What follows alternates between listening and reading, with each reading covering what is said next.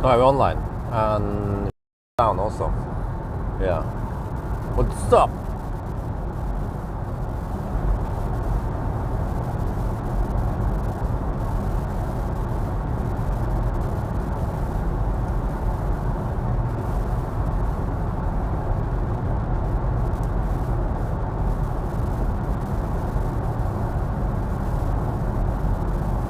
Bak, yeah.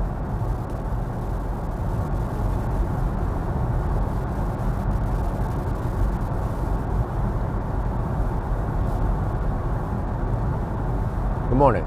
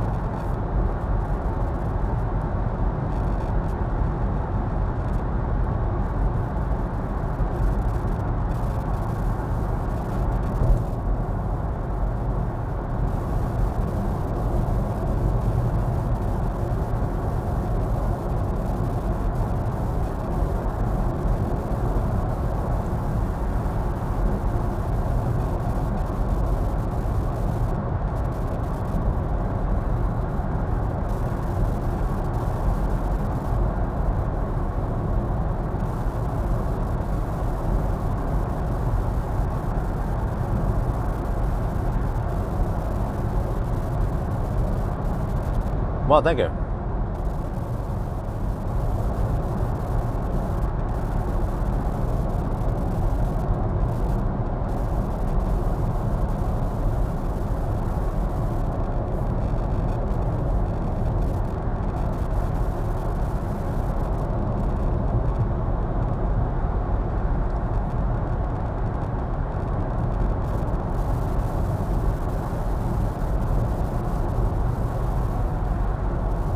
This current leg here will be interesting. I haven't actually calculated too much. I was just riding on the 200 kilowatt wave. So yeah, it seems like for this car, it's not too strict about it. So you can ride like 200 kilowatt wave can end at 30%, or you could end at 57%. So it seems like this battery doesn't like to go deep, or that deep, because then it won't preheat and it will cold gate. So it seems like you want to arrive at something like 10-15% maybe, or maybe even 20%, and it didn't seem to be any problem.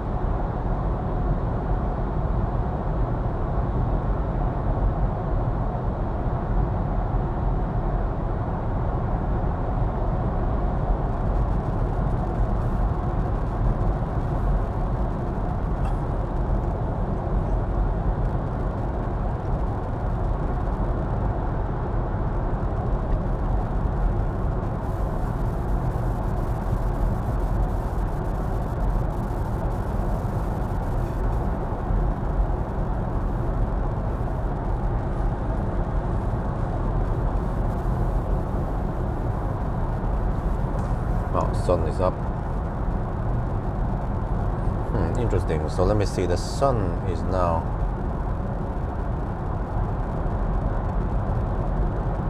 in the east.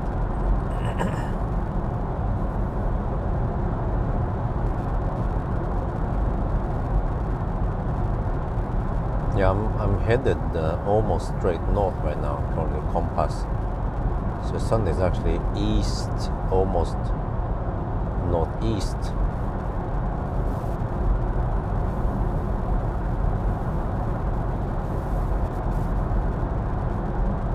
Yeah, now I'm straight north.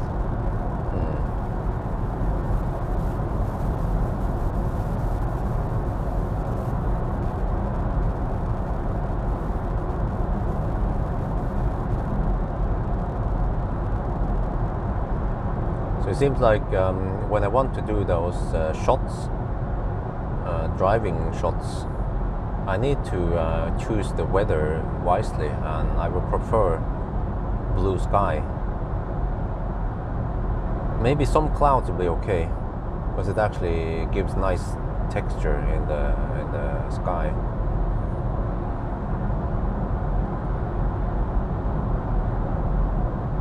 But also time of the day is very important for which stretch I'm driving, which direction it is going. Because in the morning hours I could be heading... Oh, the problem is that in morning hours the sun is not high enough for the colors to pop.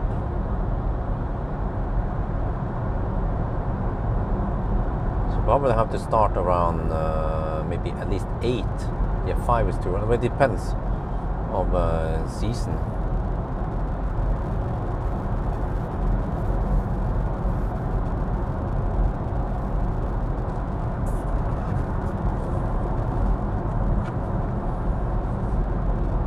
But you know what?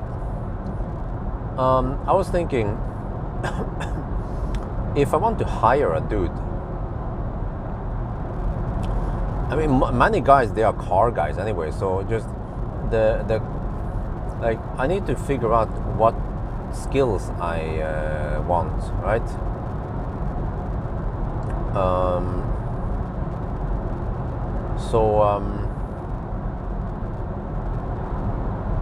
Cars, I mean, like picking up, delivering cars, driving, washing car, or vacuum cleaning, that is something any adult can do anyway. But when it comes to video editing skills, it doesn't have to be that advanced. I keep it simple. So they don't even need to know any video editing. I can teach them. That's how simple I want it. Like, banana box test is quite straightforward. Interior view also. More advanced would be something like acceleration noise test, but then I have to be the presenter, but then you just quickly edit the stuff. And also the charging test needs a little bit of editing, but the very simple effects, just some crop and some positioning and speeding up 10 times. Yeah. But I don't mind editing some of those videos myself. But it seems like video editing, okay, not big requirement because it can easily be taught. But then I got an idea. If they actually join me on a road trip, but then they have to drive another car. If that guy has a drone license, that could be cool to have some drone shots. But then, depending on what situation, but it would be for 1,000 kilometer challenge, then well, as long as he drives a car that is faster than me, then that would work. He will arrive before me, and then also leave after me or something like that, you know, but whatever, figure out something. So yeah.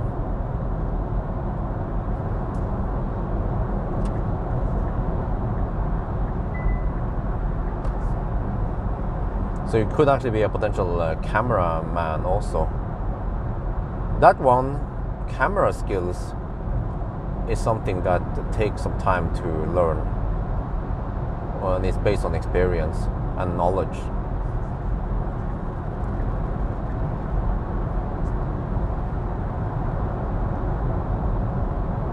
But I probably don't need that big team. Probably just another dude, that is enough. Keep it simple. Yeah, Model 3 long range, exactly. Cheap, fast, efficient, charges like a boss.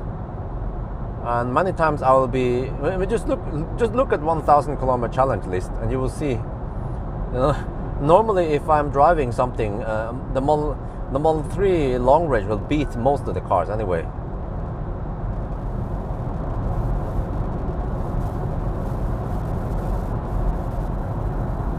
But the thing is that it depends, because that means a long drive and long hours, because I tend to drive far. So sometimes he must be on let's say a 2-day trip or something, like onto the Arctic Circle. There could be some awesome shots we can do, drone shots at the Arctic Circle.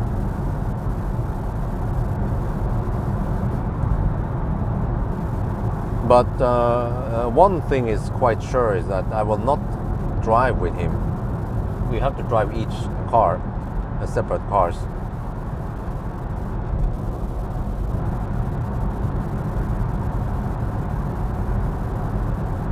Well, except for he will drive for me and I can just sleep in the back, but nah, I think the whole idea is that I will be driving. Well, except for if we would do some kind of world record 24-hour challenge, some shit like that, then he will be a co-driver or something. So yeah, that would be overtime, of course.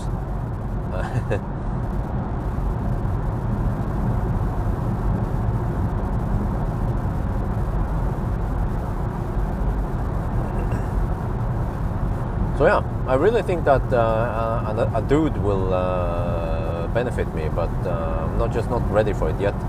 Probably next year.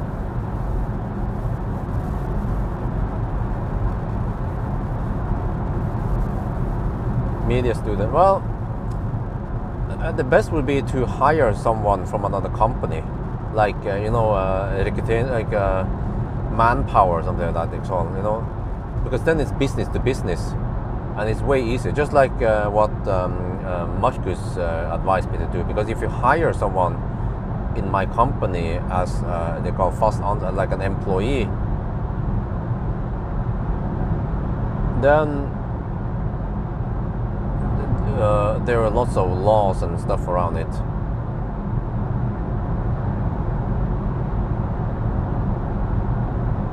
But what I could possibly do is to hire him as vicar first. Hire him as a temporary worker with the possibility for a permanent job. So then I can try each guy for, let's say, 6 months and see if it works or not. Because who knows? Like, there's lots of stuff you cannot predict beforehand.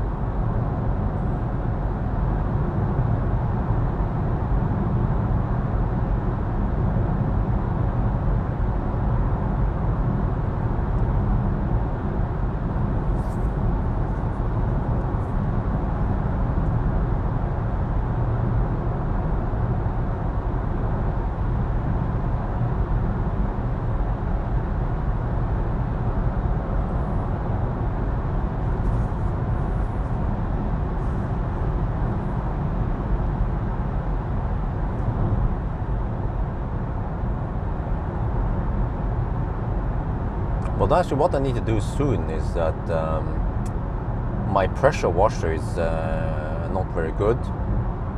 Something is leaking, I think. Wait, but I just have to change the hose. But still, it's in not the greatest condition. So I will probably buy a Kaske. I think it's called Kaske, right? Washer, the yellow one. They seem to be in good quality. The one I have is Nilfisk, which is some cheap one, I think. So, and that one will be a company asset, because I need to wash the car. I wash cars a lot, and in summer I can actually do it. In winter it becomes too cold. Well, unless, I'm not sure how I can get water from. Well, actually, if I can get water from inside, that could work, but then it depends. Yeah.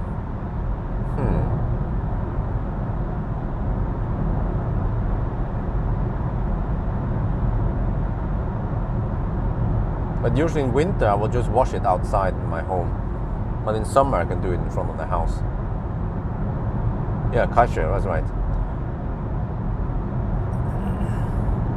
The one I'm looking for is around 130 bar, which is probably good. But I need to watch some YouTube videos before I actually purchase that, to see the reviews, good and bad things.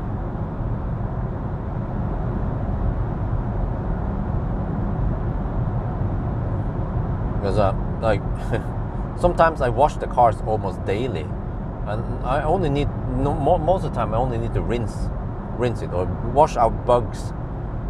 And if I've been in rainy weather and the next day I want to do some interior review or just banana box test, then I want the car to look a little bit clean. So most of the time it's just touchless wash.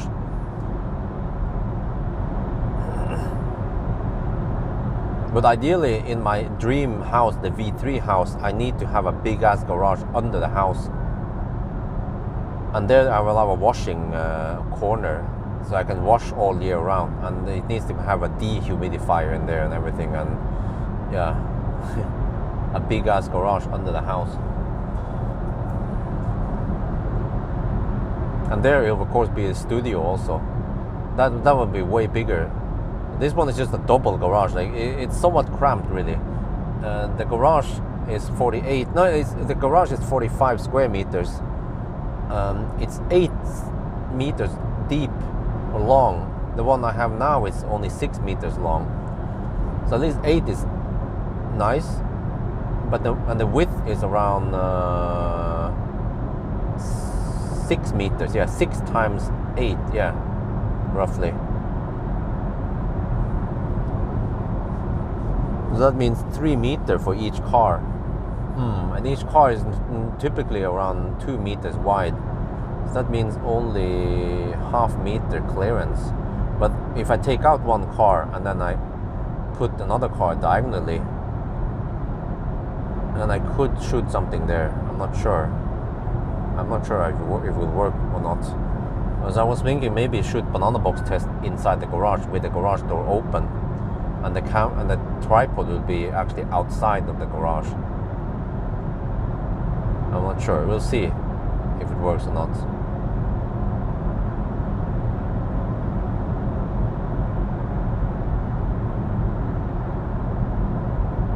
Or just in front of the house. Because since the house is so big, it will create some nice shade most of the day.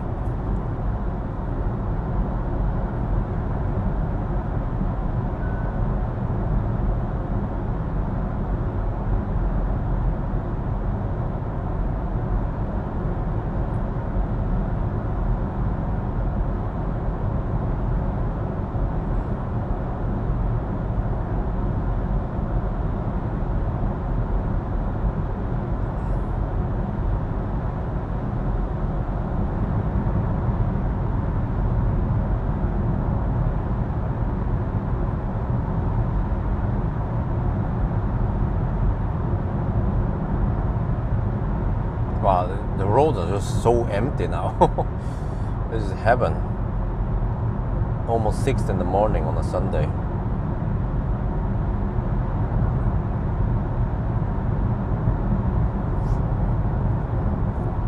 So yeah, by the end of June I will have the EQS SUV, and that one is actually so big that we can take a little trip to Göteborg. Maybe, I'll see. 2 options. I can take a trip with wifey and Maya and the baby, but Isabel, but the dog will be home. A neighbor will take care of the dog.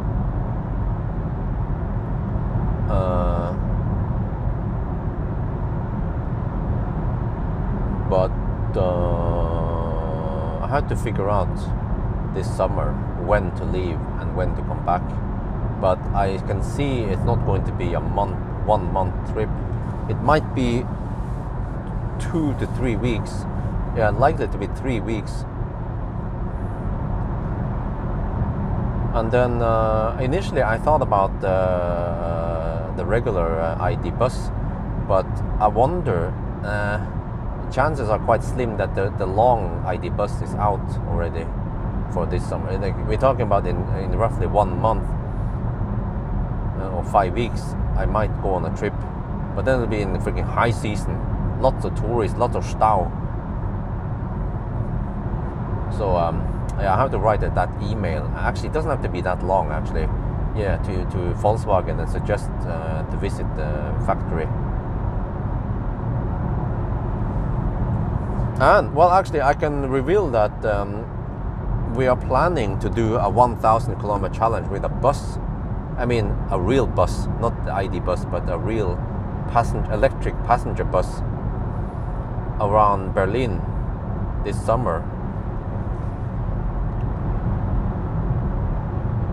And then I think we need to have 2 different drivers, because well, one driver will be out of service. He needs to take the mandatory rest, and we actually have to drive at 80 kilometers per hour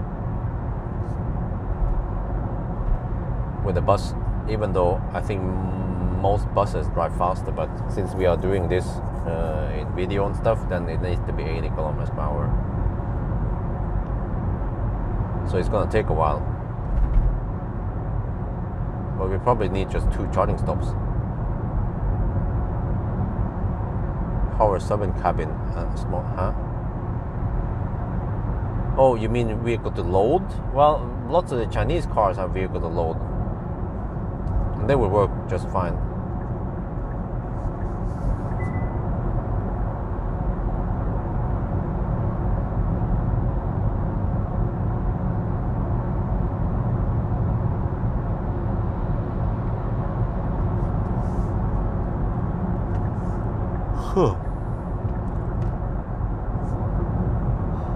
Well, but Ford F-150 is a little bit overkill. I mean, you can get those Chinese cars. Well, I don't remember if Hongxi had it, or many of the Chinese cars that have vehicle to load, and some of them have even big batteries. But even around 70 kilowatt hours should be sufficient. Yeah, and Korean cars, of course.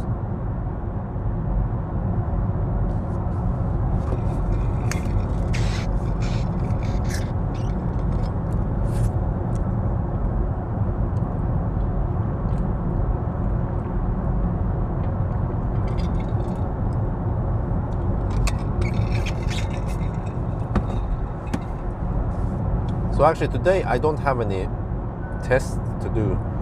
I finished the range test on this car. I have already done the acceleration noise test. So I have to do the test tomorrow. Yeah, the Model Y rear-wheel drive tomorrow. But first in the morning I have to return this car.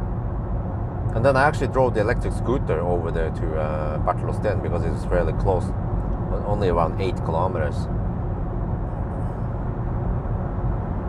Why is Bled such a nice place? Well, it's just a nice place. If you watch the videos, you will know. It's like a nice chill place, not too stressful. But maybe it will be very stressful in summer. Who knows? Yeah, that's right. Maybe there will be too many damn tourists all over the place. Because we actually went there by the end of the season.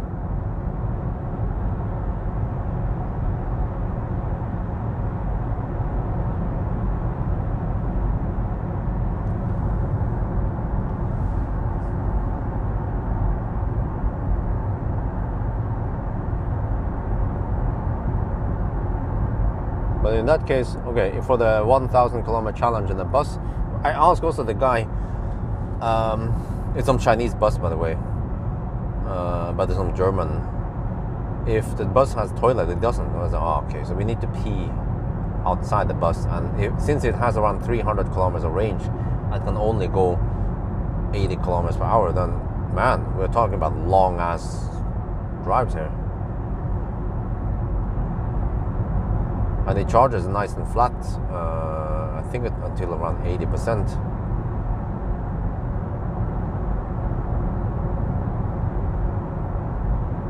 New instead, okay, yeah. Well, I realized that I also eventually need some kind of GoPro. So that's my next investment. From time to time, a GoPro when filming dashboard would be super useful. Just need something compact, and the quality there is not too important, because I might downsize it anyway and put it in the main screen. Or and yeah, with the GoPro you can get a USB-C to microphone, 3.5mm microphone adapter. And then I can use my Rode microphone on it.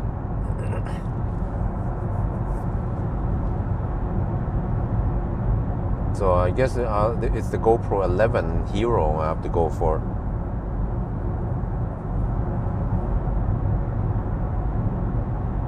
Which cost around 5,000 NOK, or 400 and something, 450 euros. Well, it's how is this again? In Germany, how schnell can you go with the bus? I think it was 80 kilometers per hour only for city bus or something. In some countries you can go faster, but it depends which country it is.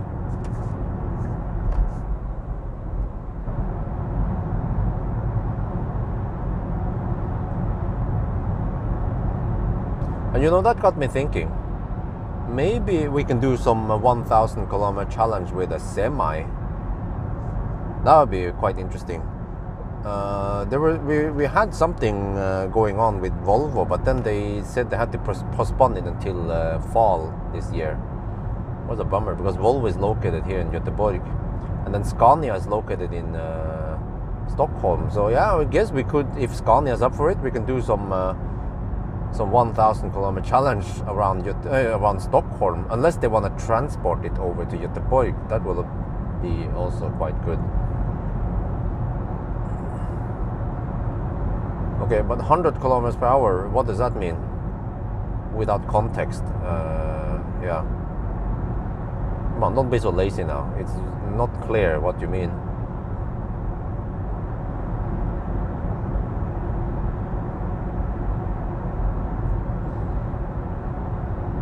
But it will just be some special episode.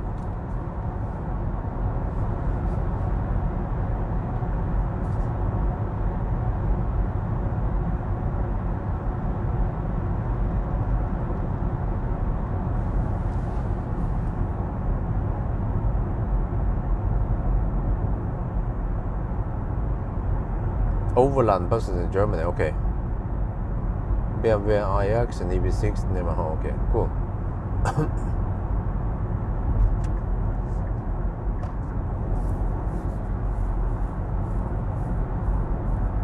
Yeah, I have to figure out what we're gonna do, because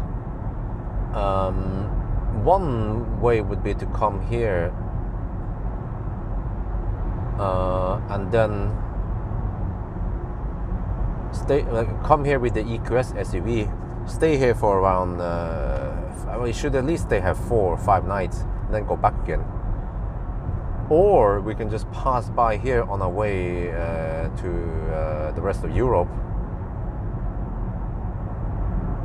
Yeah, we can come here, stay here 4 or 5 nights, and then keep driving further south. But another scenario is to take the Kiel ferry, but it's going to be expensive. So for that case, I need Volkswagen to pay for the ferry tickets round trip. Then we just roll onto the ferry in Oslo, and then it takes us. Wait, it was the ferry leaves at don't remember. I wonder if it was 2 in the afternoon in Oslo, and then it arrives 10 the next morning in Kiel. So that's a 20-hour sail over. But when I checked the price, it was something like 1,000 euro. I was like, damn. Okay.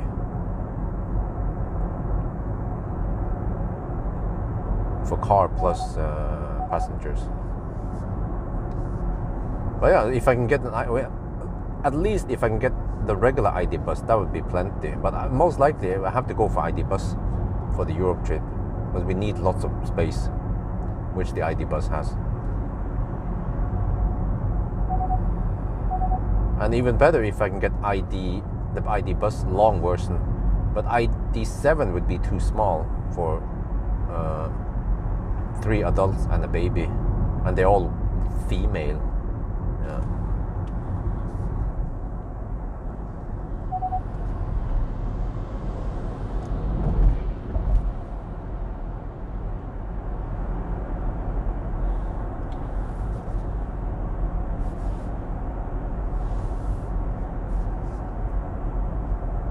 So I guess it's time for me to send an email now to Volkswagen and try to figure out this. And also next week I'm going to check out the Candela C8 finally. Actually, you know that Candela started using the Polestar battery now. They've been using the tiny i3 battery before in the past, but now they have Polestar batteries. And then suddenly we're talking about, wait, was it the 78 kilowatt hour battery or the 69? But at least it's massive in comparison to before. That's a good upgrade. But yo, what's up? But then Polestar, they invited me to check out the C8, Candela C8, Aker Brygge next week. But then I emailed Candela directly, and I asked them whether I should just go for the Polestar event, or if they want to do some stuff with me directly. And they said they prefer direct with me. So okay, yeah, they want special content with me.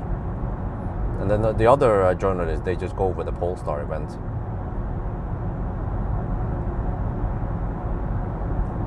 Cold water boat test? Huh? What are you talking about?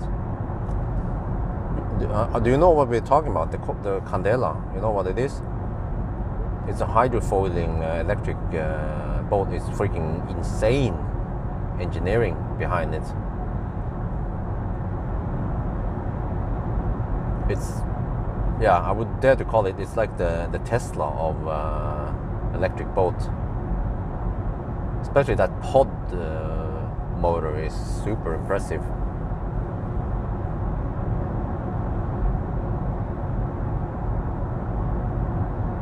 Oh, I see now. If we start too early, then that's not good light-wise.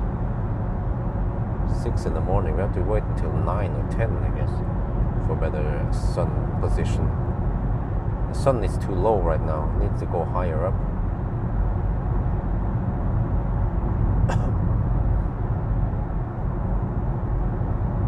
Bakkebol. Oh, this is Bakkebol. Wait, this is where McDonald's is. No, wait. No, we went past it, okay. That's Max. Oh, they have Max over here. Damn.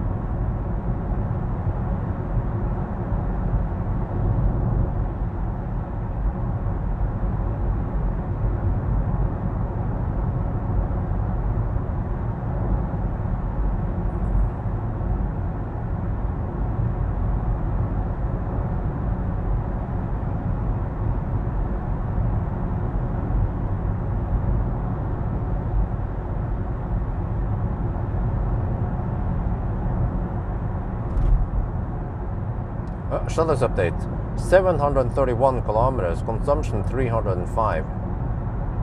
And we are currently at 7 hours and 22 minutes in the challenge.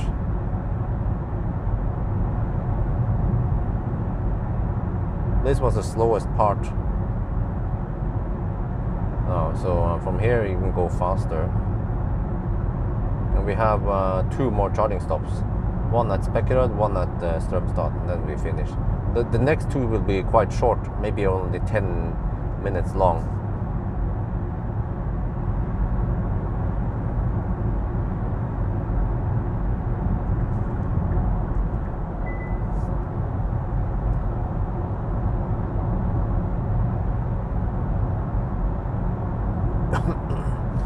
But supposedly, the way I understand it, from the sign I read there, Wait, do we have any Swedes here? Can you guys check the website? It was around, where was it again? Around Mellbystrand, Angelholm, Mellbystrand area. No wait, Halmstad. It was after Halmstad, north of Halmstad. There was supposed to be some asphalt work at night, and they're supposed to close E6 completely. They have to drive a long ass detour. Yeah, and they're going to work between 10 in the evening and 2 in the and 5 in the morning. But I don't remember which date it was. Was it on Saturday night? So I don't know. Is there a website in Sweden, Swedish website you can look for traffic information? Just like in Norway, we have Statens vegvesen.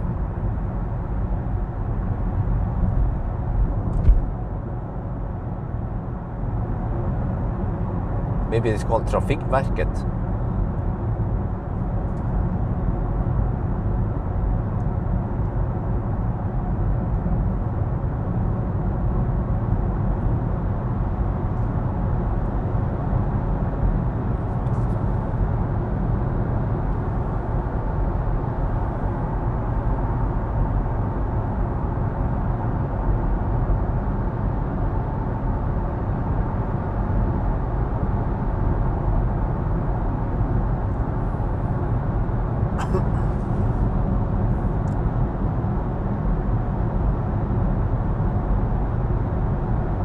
Okay, we passed through Göteborg quite smoothly there.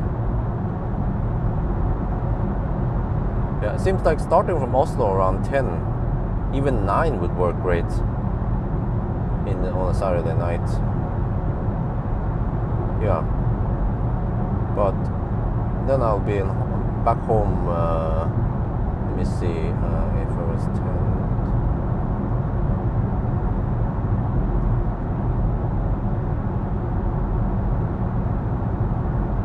Well, I should be back home around 9, right? Or I'm not sure. Wait. Yeah, roughly at 9 I'll be home. That's good because we have low price again in spot price Nord Pool. It starts around 9 today, low price. We've been getting these crazy low prices lately, every day. So I try to charge the car during those times. You get almost free electricity. But also I wonder how it works because, okay, when the price on Tibber shows 1 øre, which is 0.1 euro cent, you still have to pay nettleie or the transportation fee, so it is not free. But then we have something called electricity support thing, strømstøtte, paid by the government. But then they don't look at the hourly prices that you consume. They actually take an average. They do it simple. They take an average for the whole month and figure out how much it is, and then they calculate how much the support is, and you get that one as deduction flat. Which should mean that if there's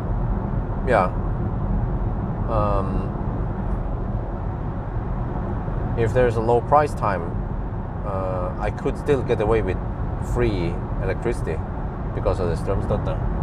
But I just have to spend energy during that time because whatever I pay for Tibber is low, and then it is deducted.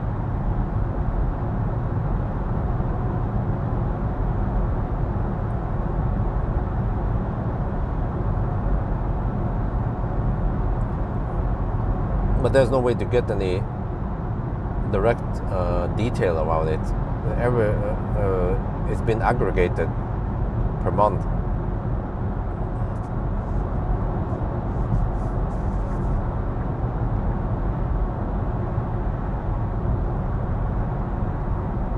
Wow, even Kongalv is very calm now. Normally it's a little bit busy around Kongalv in weekdays.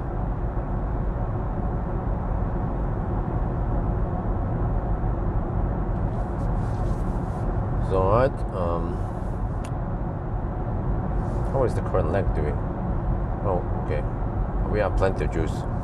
We are only 22 kilometers away and we have 30% left.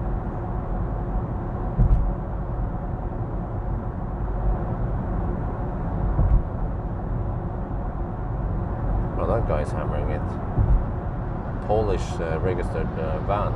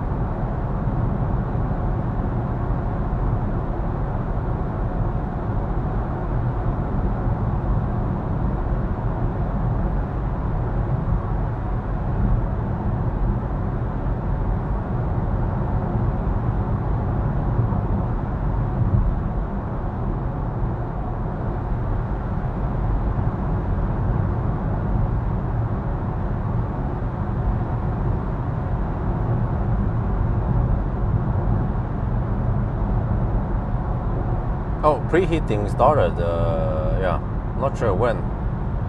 Okay, that's good. We have 20 to 29 degrees Celsius and we are 18.5 kilometers away. Let's back it up.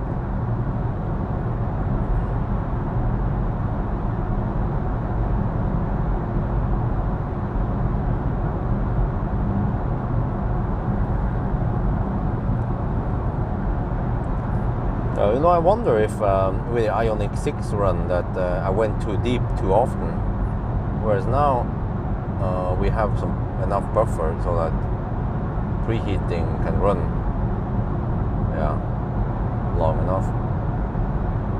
Maybe this is better on these Korean cars.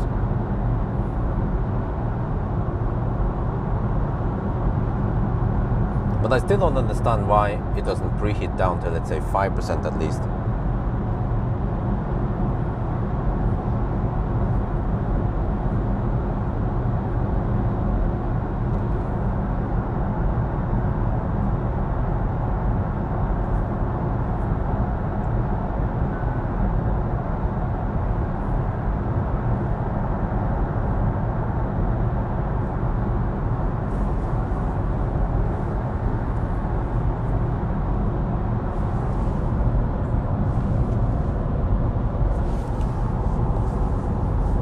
I want to buy some food over here.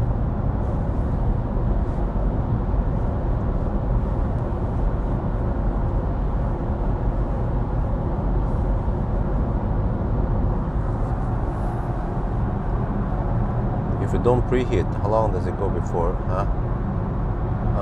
Not sure.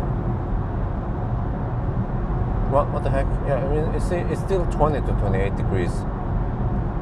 This car, it heats up really, really slow.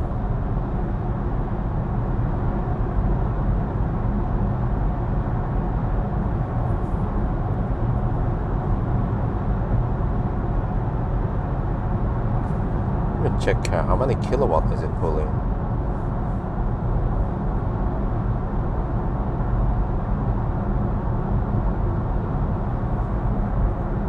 .2 kilowatts.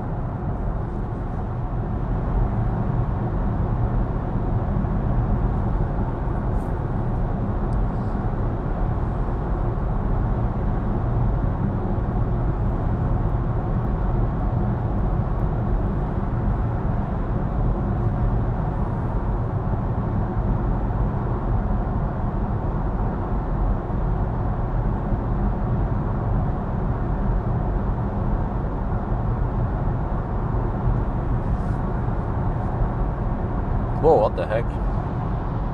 That guy is schnell. It's going like 160, 170 kilometers per hour.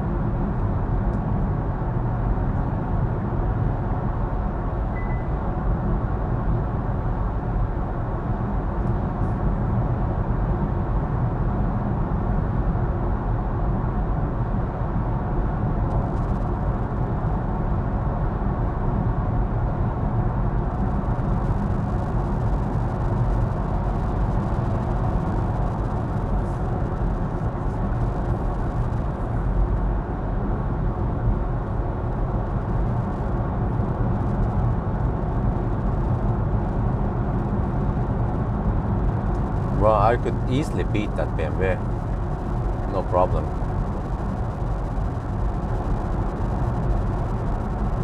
But is that any point? Nah.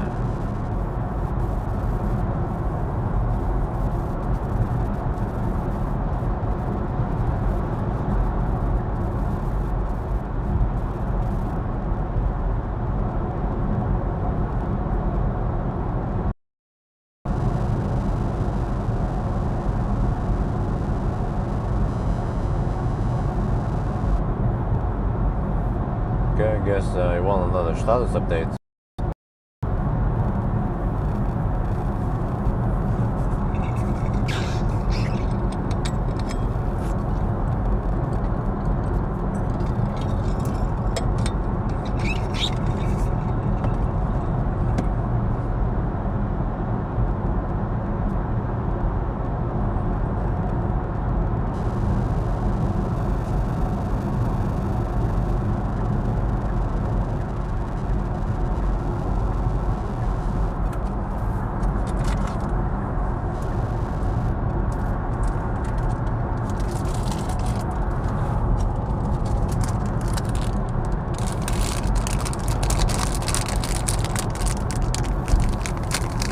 Welcome back in black.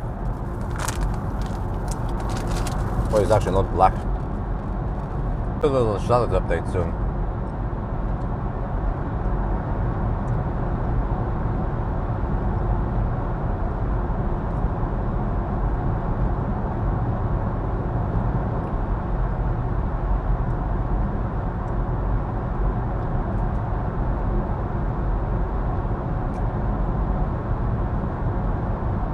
Well, we're almost there, but wait, that guy speed up.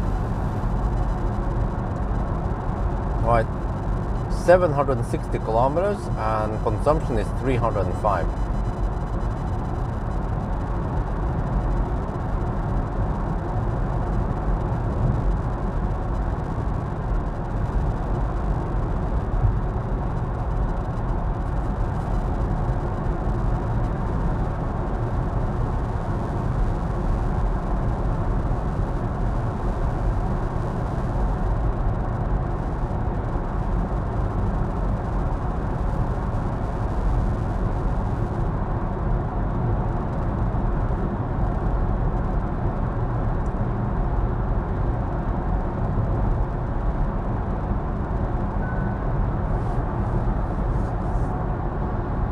Well, I have 21.5% again.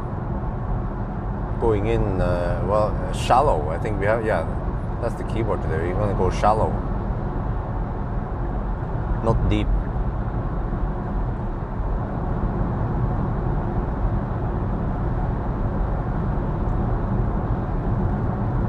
Just the Koreans, they don't like going deep. They prefer going shallow. Whatever that means.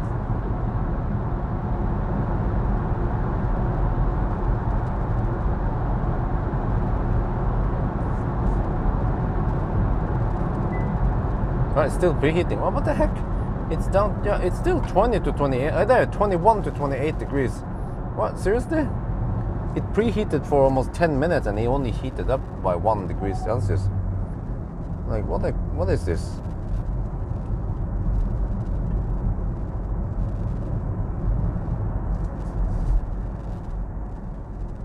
Well, preheating stopped. Okay. Whatever.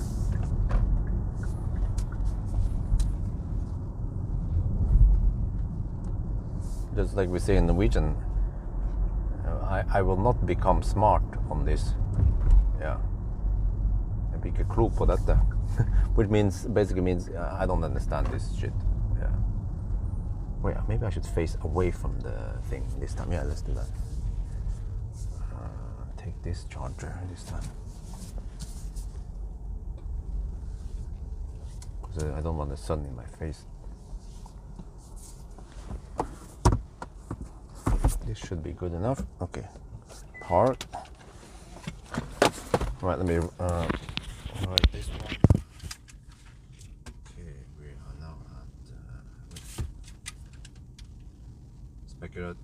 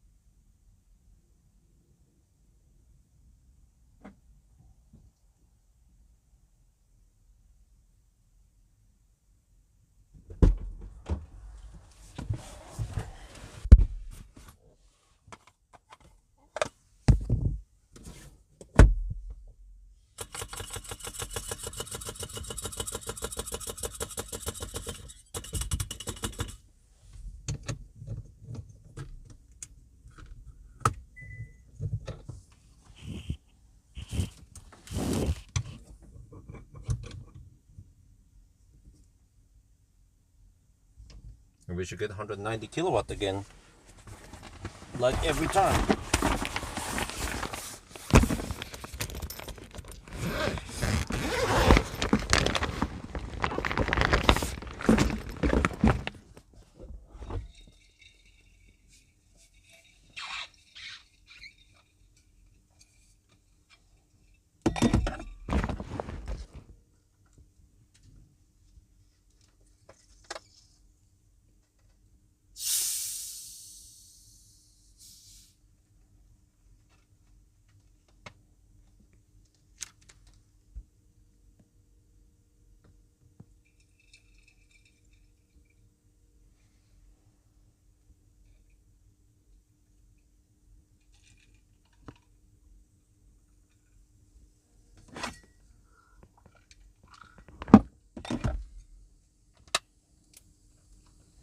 Okay, let me see. I have to make sure to close it enough, tight enough.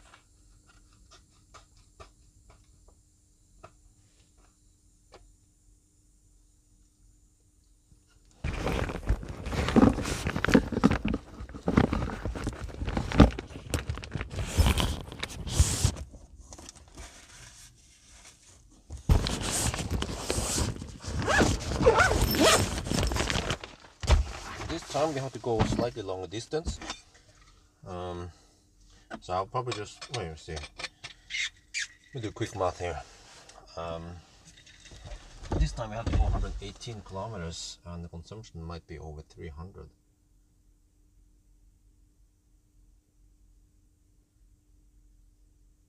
Where was the consumption on this leg?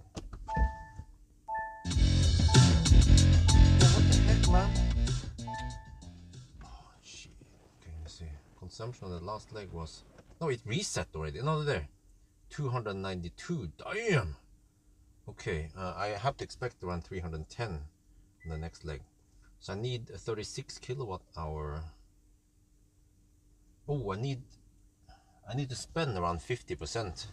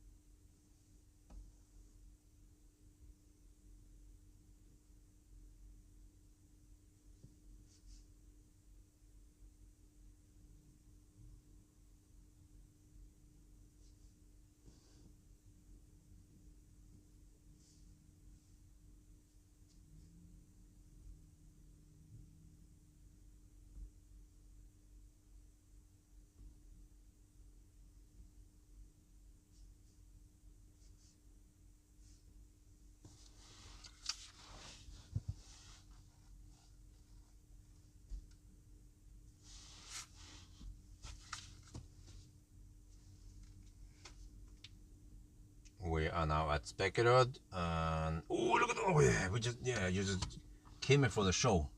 Oh yeah. So if I just look over there instead, you see that we've been charging for 4 minutes. This is usually what happens every time now. It's slightly cold gates, and then boom, and we should keep this one for past 55%. So yeah, the next stop is going to be Strømstad. That will be the last stop. So yeah, I have roughly 5 more minutes here. So let's go to the gas station and pee and get a little bit of food.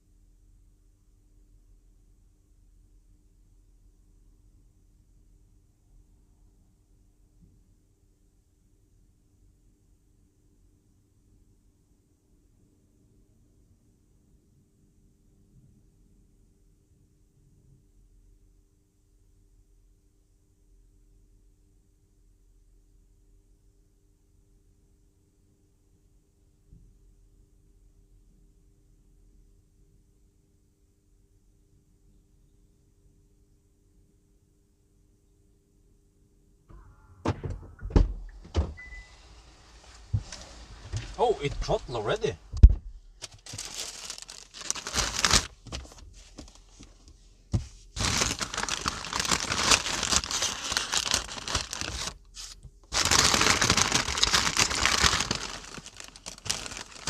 Well, but how much do we need?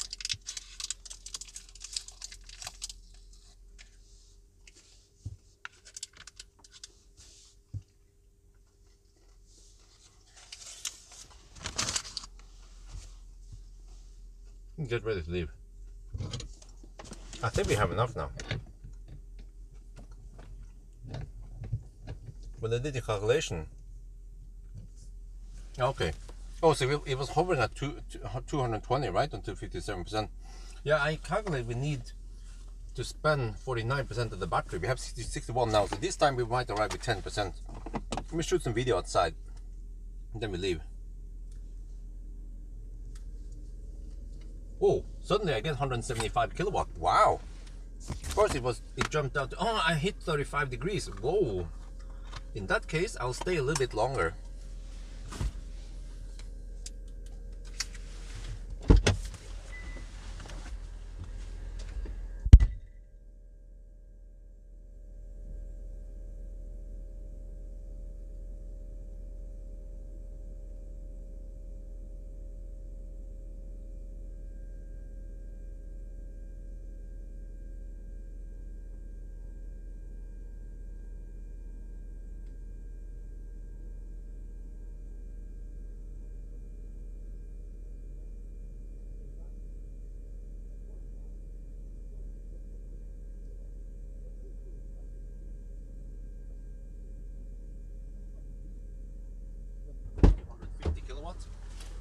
And a little bit below, but then the min here, the min temperature reached 35 degrees, and then boom, 178 kilowatt. So I calculate I need to spend 50% of the battery. If I left a couple of minutes ago, I would arrive with 10%, and I might not preheat, and then it might colgate. But as long as I receive like something like this, then I should stay maybe a minute extra, yeah, to ensure that we get the preheating going on.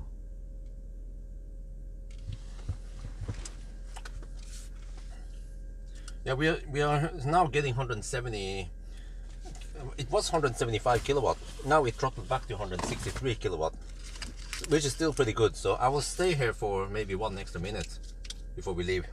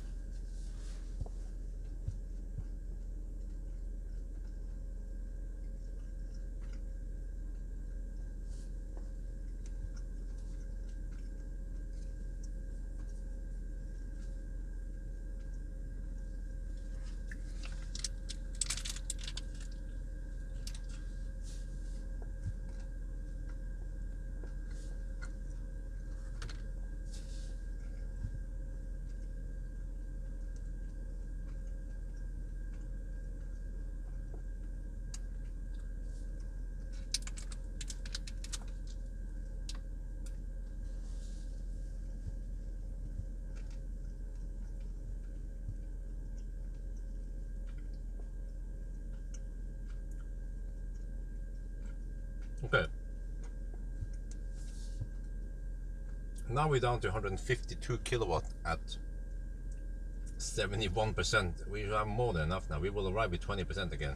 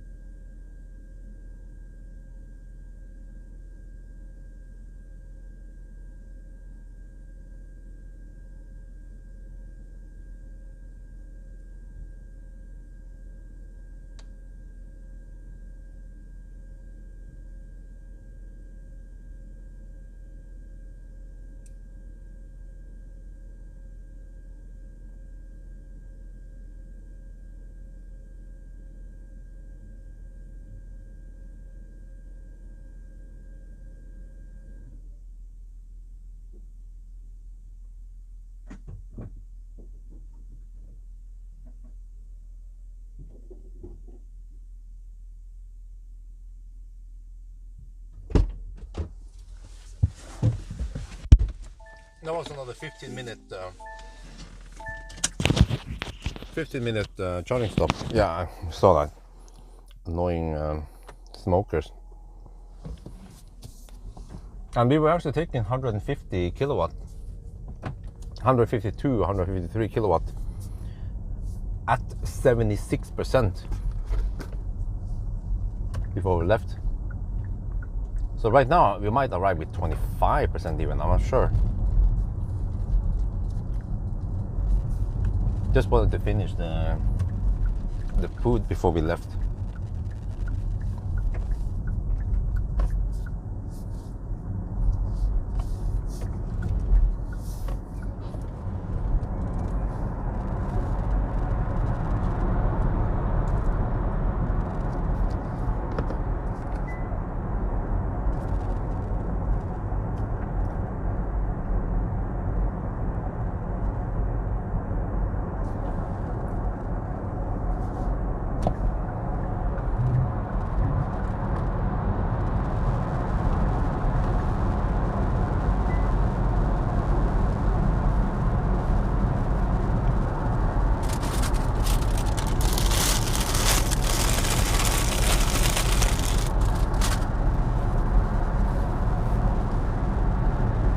So yeah, with this charting strategy, we just ride on the higher wave instead,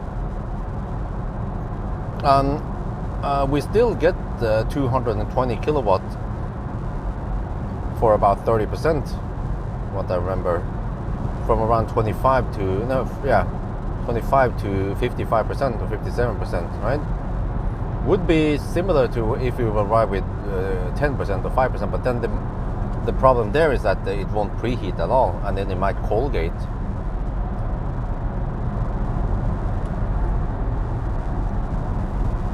So yeah, I was riding on 100 and yeah, it was 220.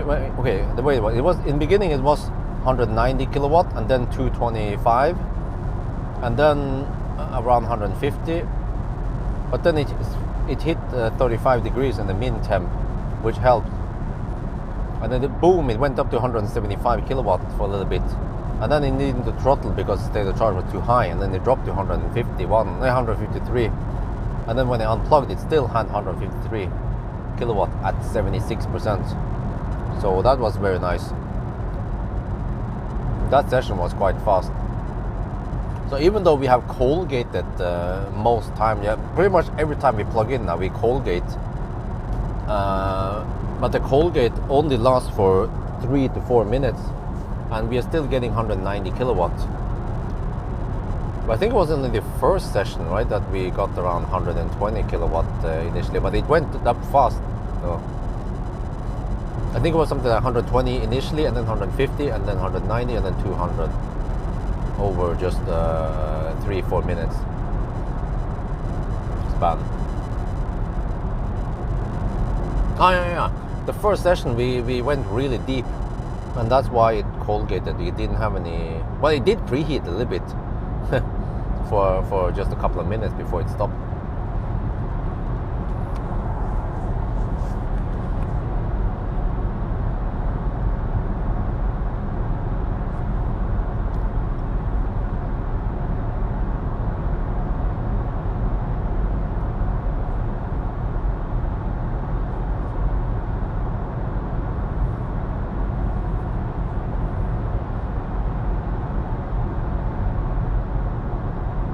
Second session at Pawel, really?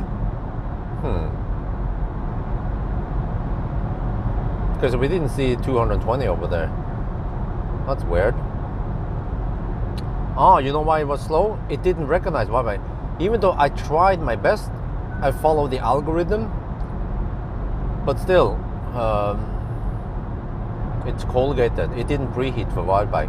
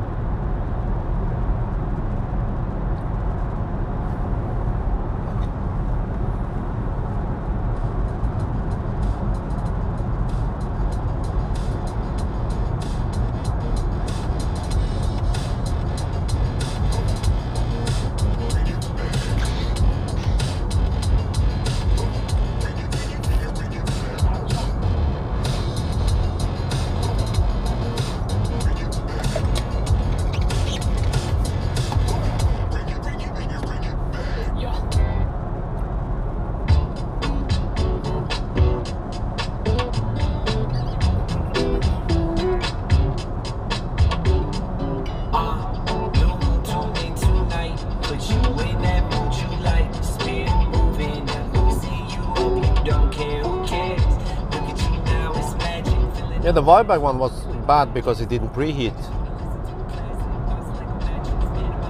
at all. Wait, or did it?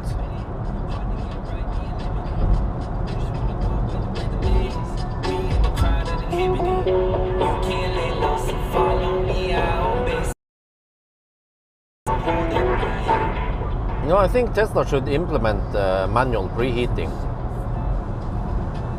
Maybe there's a, if you press it, there'll be a warning like, okay, if you manually preheat, you will suck extra power. Just make sure you know what you're doing, something like that, you know. Manual preheating button. I mean, Chinese cars have it, and in the cases where the car doesn't recognize the next stop as a charging station, which happens actually during my 1,000 kilometer challenge, then I had to cheat with sexy buttons. And the same thing here also. If I would find out that the car wouldn't preheat, I would just manually preheat, and it will solve the problem. And I guess for people who don't know what the heck this is, then no big deal. It might be a little bit slower, maybe just a couple of minutes slower, but no big deal.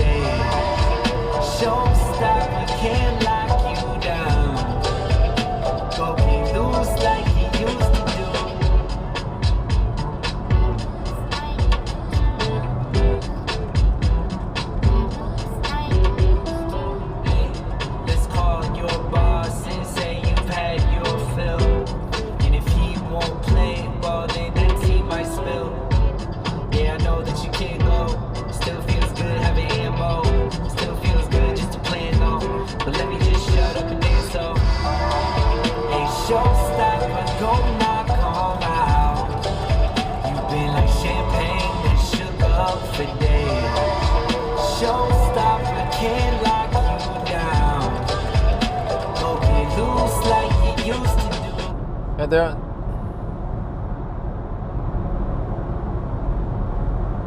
preheating lose more now, but it's tiny. Just think about this. Preheating pulls only 4.2 kilowatt, right? Which means that normally when you preheat, let's say I've seen typically 15 minutes before arrival. 15 minutes. That's only 1 kilowatt hour, roughly. How long does it take to charge up 1 kilowatt hour? Okay, if you don't preheat, you could lose, let's say, 2-3 minutes of charging time. But 1 kilowatt hour when you're pumping in, well, 60 kilowatt, that's 1 minute. 120 kilowatt, that's 30 seconds. Yeah. So you might only lose 30 seconds, but you can gain several minutes. But the problem I see with Korean cars in general, you know, the EGMP cars, the way they have been designed, and actually also when I think about this, also the other ones, Kona, E-Niro, E-Soul, they are the same. They are programmed the same, which is that the percent goes in steps. No, sorry. The kilowatt limits goes in steps, 5 degrees Celsius increments, which is not ideal. Because why? Because you might be cold gating, but once you reach the next 5 degree breakpoint, then suddenly you unlock a lot of power. Boom. But it would actually be better if you got the power, gradually got the power, like a Tesla or many other EVs, actually most other EVs. As soon as you heat it up half degree, you unlock more power, and that when you're charging faster, you will build up heat even faster. But here, for example, worst case is that you might get only 120 kilowatts, and you have to wait until you hit the next 5 degree breakpoint, and then suddenly, boom, 150 or 190 kilowatts, which gives you more power, more heat build up. That's one problem. Second problem is that the heat pump, well, no, I mean the battery heater is way too weak. I've seen repeatedly around 4 kilowatt only, 4.2 kilowatt. That's not going to cut it with a big ass battery. It should at least be 6 kilowatt. Another problem is big delta, because it seems like the car has been pre-programmed. Actually, in a way, it has been tuned better than Toyota. Toyota will keep the battery warm enough, but then rapid gate. This one chooses to cold gate, but they have the same problem. They share the same problem, is that they have a huge delta between min and max. So what Kia is doing is avoid rapid gate, but then Toyota just happened to not cold gate that much once it heats up. But there's no preheating in the Toyota. So, but I'm not sure if they can fix this, but they could somehow design the pack to have lower delta. Like right now, freaking look at this, 31 to 45 degrees. There's a 14 degrees Celsius delta, and the cold cells, they cause me to cold gate, and the hot cells cause me to rapid gate, and also power gate. Power limit, I'm not sure. Yeah, well, we have max power is only 408 kilowatt because of this.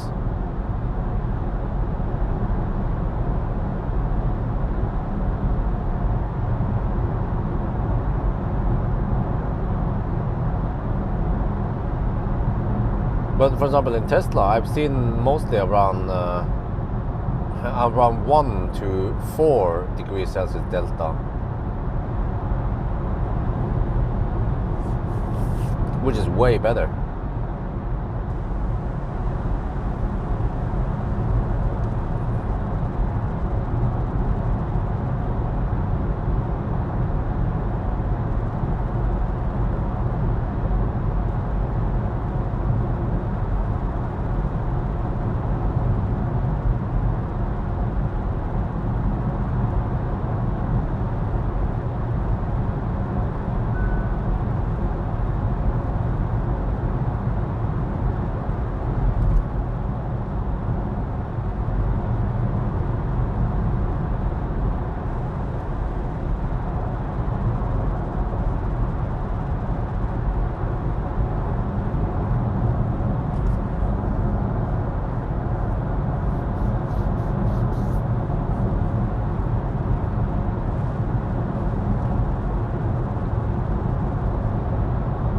Car is gonna do that. Yeah, I mean, why shouldn't it be? I mean, Jan Tenner. You know, some people, yeah, I've seen it in the comments. Probably some Kia, Hyundai fanboys. They claim that the car scanner data is not reliable. I mean, why are they not reliable? We can see it clearly that once the battery hits 50 degrees, for example, then it throttles. And also once we start driving, it throttles because the battery is too hot. And we can see it that if the temperature on the battery, the min cell, is too low, then we cold gate. So there is no doubt that those numbers are correct.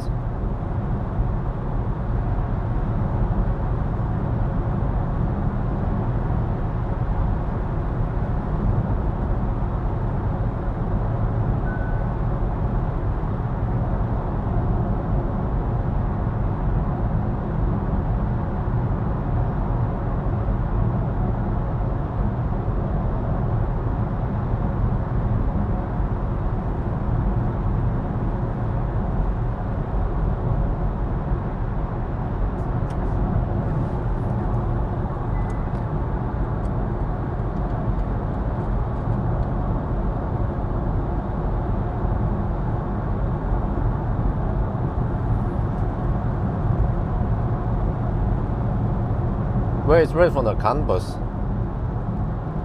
and it just, yeah, presents the data.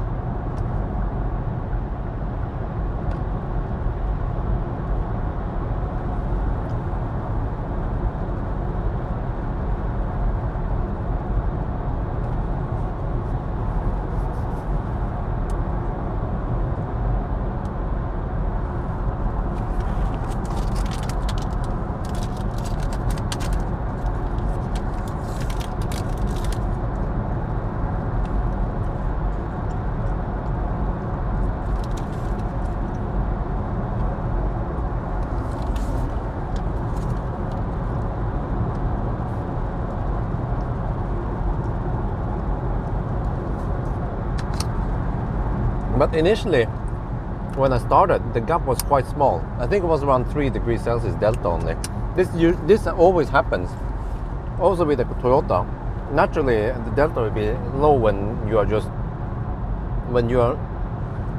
it's heated up by ambient temperature. Then it's more even. But as you drive and you charge and discharge and the cooling loops runs over the battery, then delta is just really high. But Tesla probably figured out this long time ago, how to design the battery pack and cooling loops to avoid too high delta. But you see, this makes me wonder, when we are charging,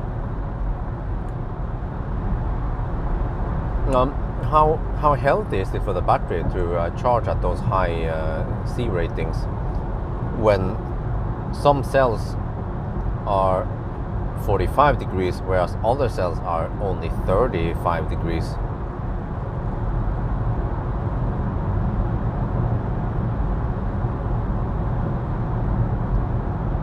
I mean, in theory, the hot cells should degrade more than the cold cells.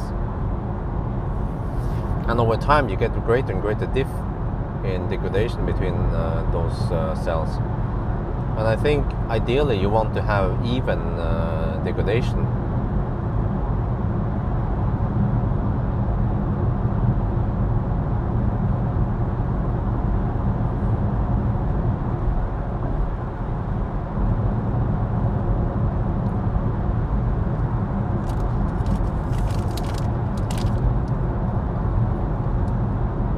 Wait, I haven't navigated to what? Wait, I think I did. What?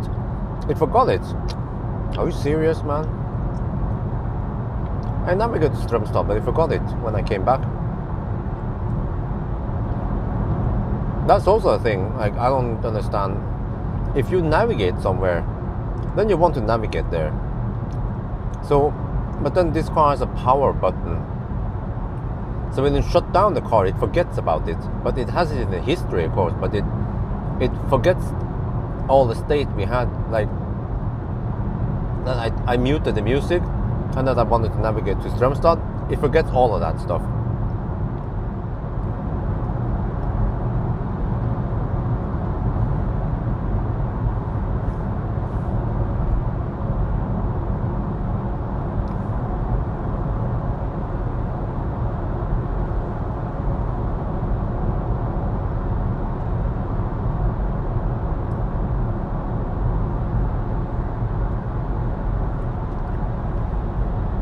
Torp is really empty now because everything is closed today. Well, actually, maybe not everything. Oh, there's Lille over there.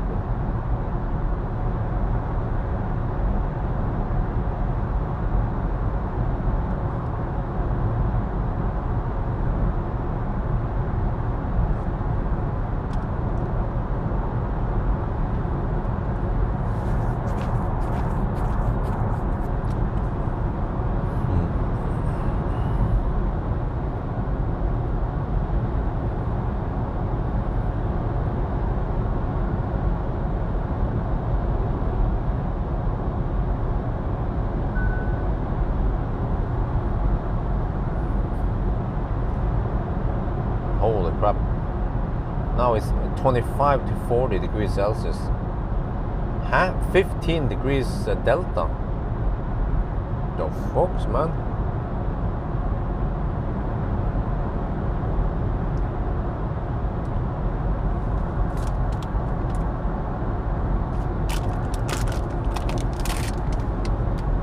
Let me film this.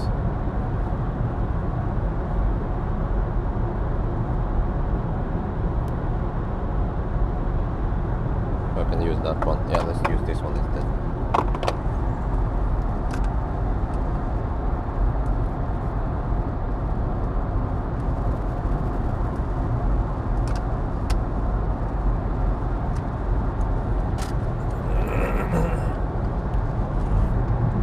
Actual model delta is slightly smaller. Oh, okay. How? Explain.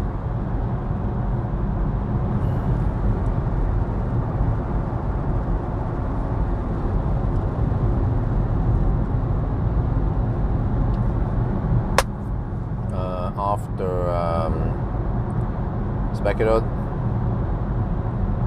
Okay, so I just want to show you guys there. Look here. This one is the min temp on the battery, and this one is the max temp on the battery. We now have whopping 15 degrees Celsius delta between min and max. So that is not ideal, because you want to avoid cold gate and you want to avoid rapid gate. So ideally you want to have the delta as low as possible. Yeah. So it seems like this car has been pre-programmed to cold gate slightly to avoid rapid gate later in the session. Because once this one hits 50 degrees, then it starts throttling on the charging. Well, actually not right away, but eventually it will. And also we have slight power throttling also.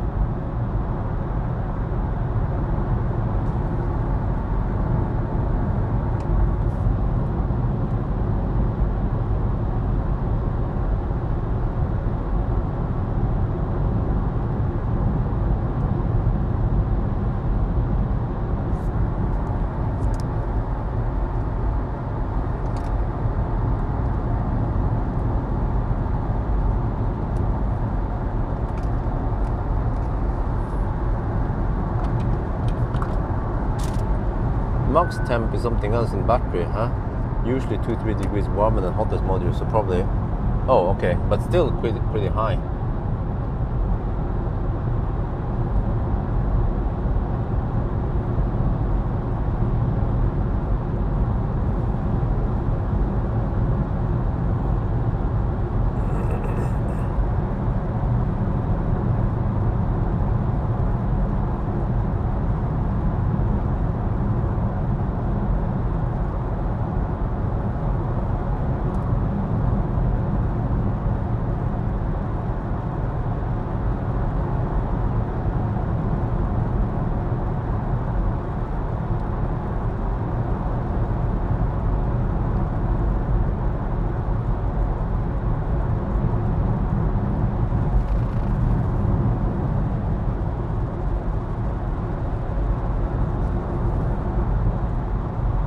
The sun is up now.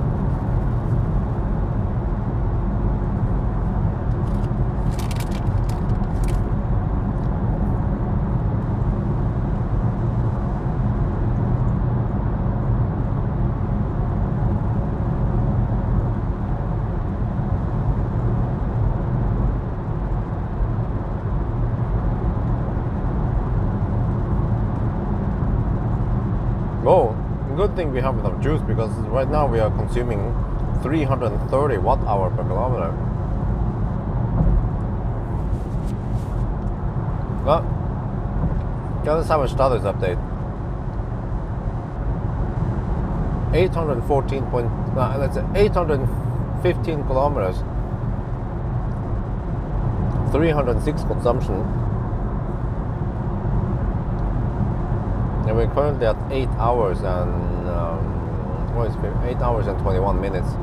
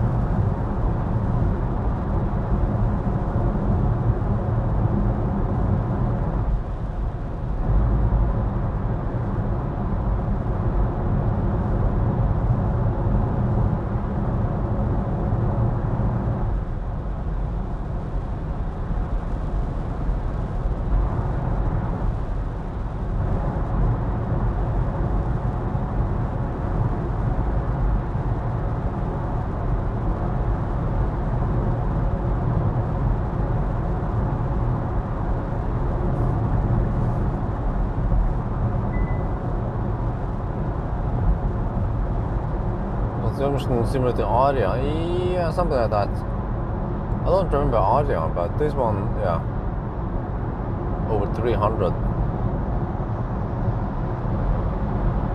Tesla Model Y will be hovering around 260 for this challenge. And that's even a bigger car. And at least I found out that Model Y rear-wheel drive is not significantly more efficient than the all-wheel drive. Same for the Model 3 tested.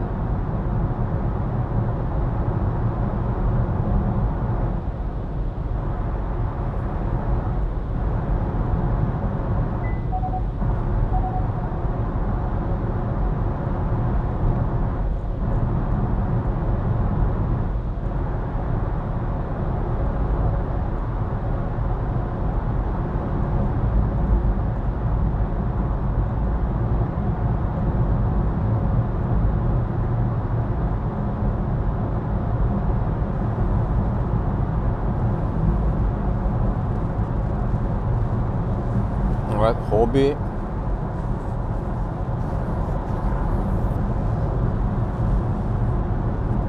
Well, BYD Han and BYD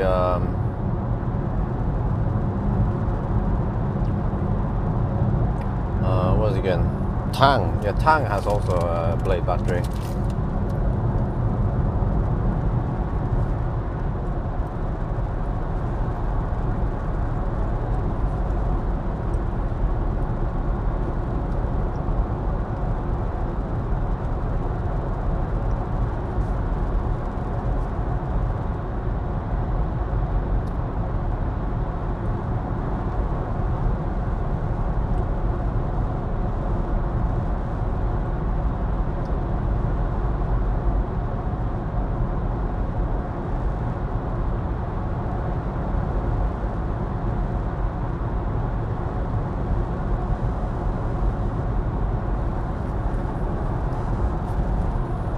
Let me see, there was a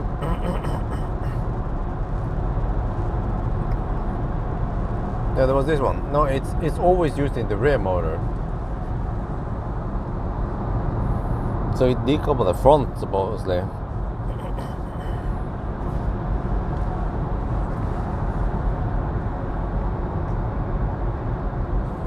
What the heck?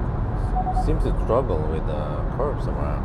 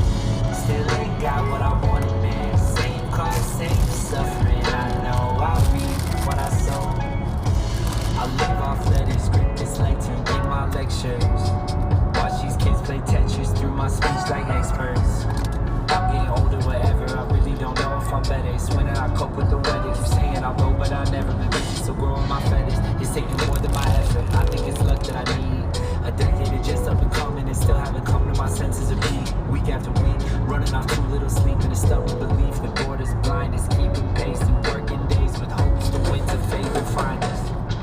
I get mad at God, I get mad at God. Watching billionaires get to play astronauts. Elon Musk and Bezos, long the numbers say so. Should turn a mill with all this breath I waste on what I hate most. I know I'm lucky, man, but I don't feel lucky, man. Why can't I feel what I know? Still ain't got what I wanted, man. Same cause, same suffering. I know I reap what I sow. I know I'm lucky, man, but I don't feel lucky, man. Why can't I feel what I know? Still ain't got what I wanted, man. Same cause, same suffering. I know I reap what I sow. Song in the end before my retirement. Plays that song on the tiniest violin. I get so tired I can't even cry. I get too much data, but now time to fight. I see I have a headwind again. But no big deal. I have plenty of juice. 10 degrees Celsius outside. Yeah. Desperate urges surge up, making research crypto. With leverage might get ranked at 30x. Get rich quick though, I don't know, I'll work it out. Know the odds they serve the house. Live my life when work allows. Got some drops, I'm thirsty now. I know this love that I get that'll count when it's all said and done. Wish this love would give me funds. I'll send you a cup and I get some. Free known facts, fees, loans, tax. Need more rags, please know the stats. Seeing what lags, see who gets that surplus. Proceed to curse the system, count ways it improves surplus. I know I'm lucky, man, but I don't feel lucky, man. Why can't I feel what I know? Still ain't got. No, I miss the Thailand runs a little bit. It's just nice scenery up the mountain. What's it called again? Up Doi Khun Tan. Then we have Lampang, and then the lowlands, and yeah, it's nice there. Nice and warm. Well, we had so many Bangkok runs. Same cause, same suffering. I know I reap what I sow. I know I'm lucky, man, but I don't feel lucky, man. Why can't I feel what I know? Still ain't got what I wanted, man. Same cause, same suffering. I know I reap what I sow. And then when it comes to supercharger, Tesla supercharger, they're concentrating on building superchargers near Bangkok first, which is probably a smart choice because they will have good utilization over there.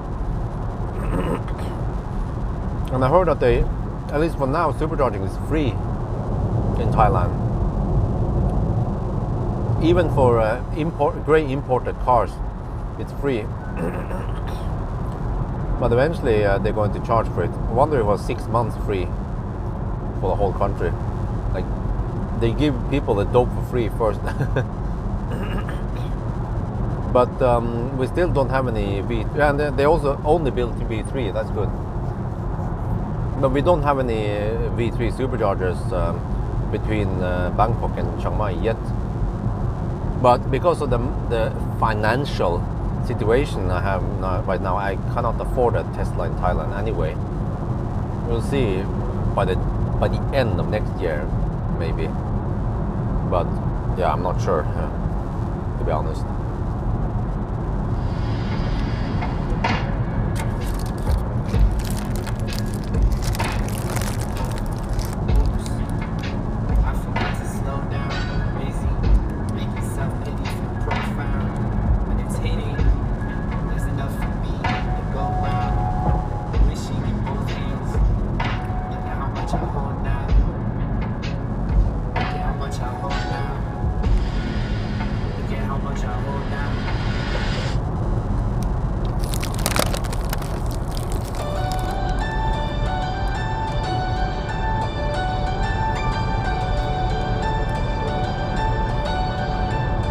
Man, we have to go to Arctic Circle this summer.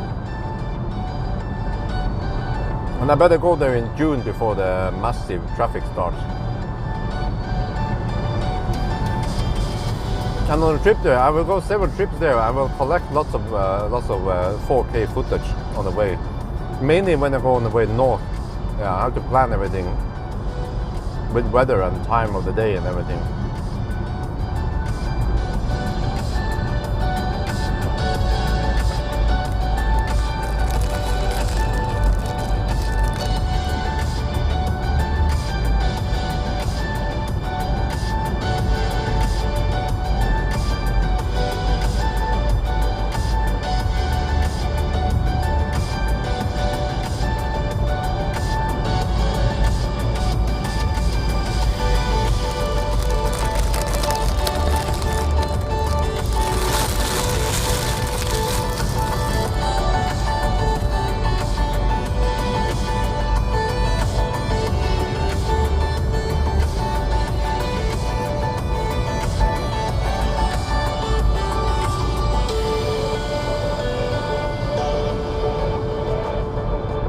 Right, status update. 842 kilometers, 306 consumption. Consumption has been quite stable lately now. But yeah, so I figured this out that those I even haven't found a good name for the channel. Maybe you guys can help me find a name for it. First I was thinking something 4K. Yeah, I was thinking 4K drives in Norway.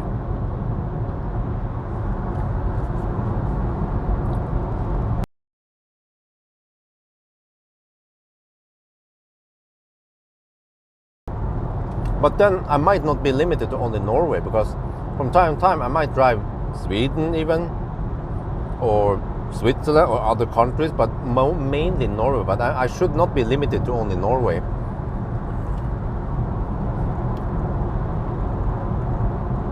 But on the other hand, having that name, I mean, what I could do is I could kind of cheat a little bit. Okay, I can say mainly in Norway, yes, but like 90% or 95% of the videos will be from Norway. But then from time to time there will be some other countries also, and I think people don't mind if I certainly have some Switzerland runs or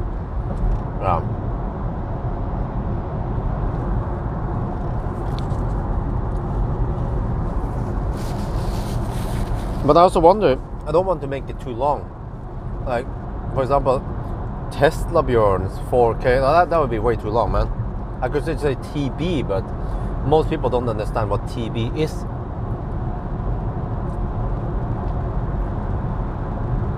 No, that's the thing. If I say Tesla Björn driving, I want to reach out to potential subscribers who Nordic 4K, yeah, but I think I will actually just have Norway, like, very important, because that's what people are looking for. But on the other hand, the channel name is not that visible. Usually the thumbnail and the title of the video is the most visible one, and then that's what people are looking at. I mean, if you actually try to study how people look at a potential video, whether it's being served on YouTube, first people look at the thumbnail, and if it's some stunning thumbnail with maybe some text on the thumbnail, then they might be interested, and then they start reading the title of the video, and then they might maybe look at the channel name. But the channel name is quite small compared to all the other stuff. Yeah, but no, that's the thing. Road trip,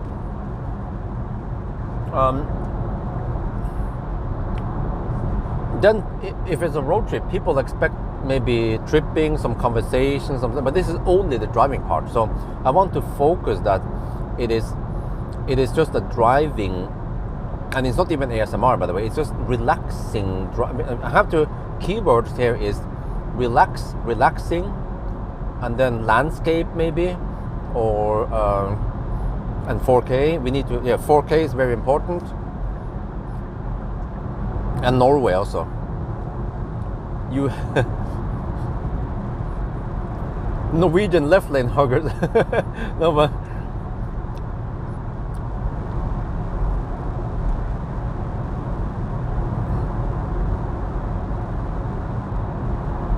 So maybe the channel name is more or less irrelevant when I think about it. Or, I mean, not too important. Maybe I can make it Tesla Bjorn 4K driving shots, for example. No, Tesla Bjorn's 4K relaxing driving shots. It's a very long name, but it actually describes perfectly the content. But then most people don't read that anyway. They will look at the thumbnail and title on the video.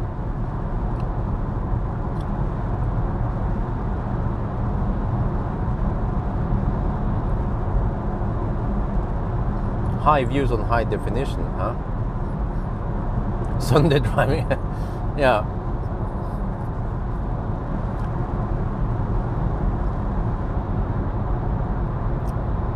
Okay, so maybe that one could be a good one. Tesla Bjorn's 4K relaxing drives. Yeah. For example. Because you wanna kind of describe it, set the bar on what to expect in that channel. So there will not be any conversation, there won't be any, stuff like that. Just the drive itself. That's it. Only driving and landscape. But then I need to perfect it. It needs to be tack sharp. The light setting needs to be perfect. White balance, everything needs to be perfect. And also, if something is too shaky, then I discard it. I only need to use those cars with smooth ride.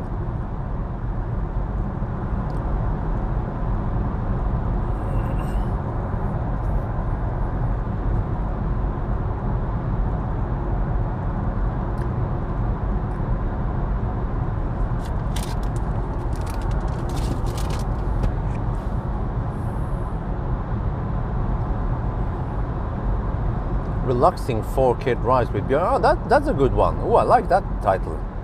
No, with Tesla Bjorn. It has to be Tesla Bjorn or Bjorn Nyland, whatever. Yeah. I'm also, many people just know me by Bjorn Nyland, but the Tesla Bjorn has been so well, like the nickname Tesla Bjorn has been very common anyway. And I also say Tesla Bjorn Thailand in the Thai channel anyway. And what was it again? Tesla Bjorn Live, yeah. So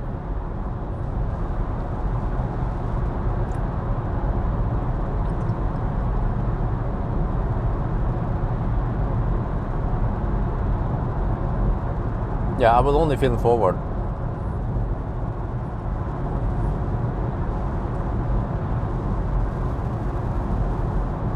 Because I just want the best quality of the video. Like, everything needs to be perfected. The windscreen needs to be clean, and I will most likely be driving semi-slow anyway. But I'm not sure. Yeah, this is also the problem. If I hammer the normal speed, I will catch up with people all the time, and then I will hammer them over because I don't want to have a truck or some slow poke right in front of me blocking my view. So most of the time I just want to be like this, like wide open, no one in front, because if you have a fairly big car, it will block maybe 20-30% of the screen space, which is not good. So it actually works very well for Sunday driving. The only problem is that for Sunday driving, some people might overtake me eventually, which is no big deal, but ideally what I need to do is drive slightly faster than Sunday driving, but not so fast that I keep catching up with other slow pokes and I have to hammer them, because suddenly it becomes a focus. The focus is taken away from the drives and then towards the guys I hammer, the guys in front of me. And then another solution would be to drive at night, but I already experienced it at night, night or really early morning. The light settings are not ideal. Even during the magic hour, it's not ideal. I need to shoot most of my shots between 10 in the morning and around maybe 6 or 8 in the evening, depending on when time of the year. So the sun needs to be fairly high, and also every shot should be sunny, or maybe cloudy could work. It depends. Yeah, maybe in winter cloudy weather would work, but in summer probably just need sunny weather for the green to pop out, and we get a nice composition with some green and then maybe some clouds and some blue sky, and maybe also a nice bonus if we can get some turquoise lake, you know, because I think many places in Norway resemble Switzerland in the panoramic, but panoramic I think is many times associated with wide shots, panoramic shots, like 180 degrees shot or something, when that's not what I offer. My shots are roughly 60 degrees only, the viewing angle.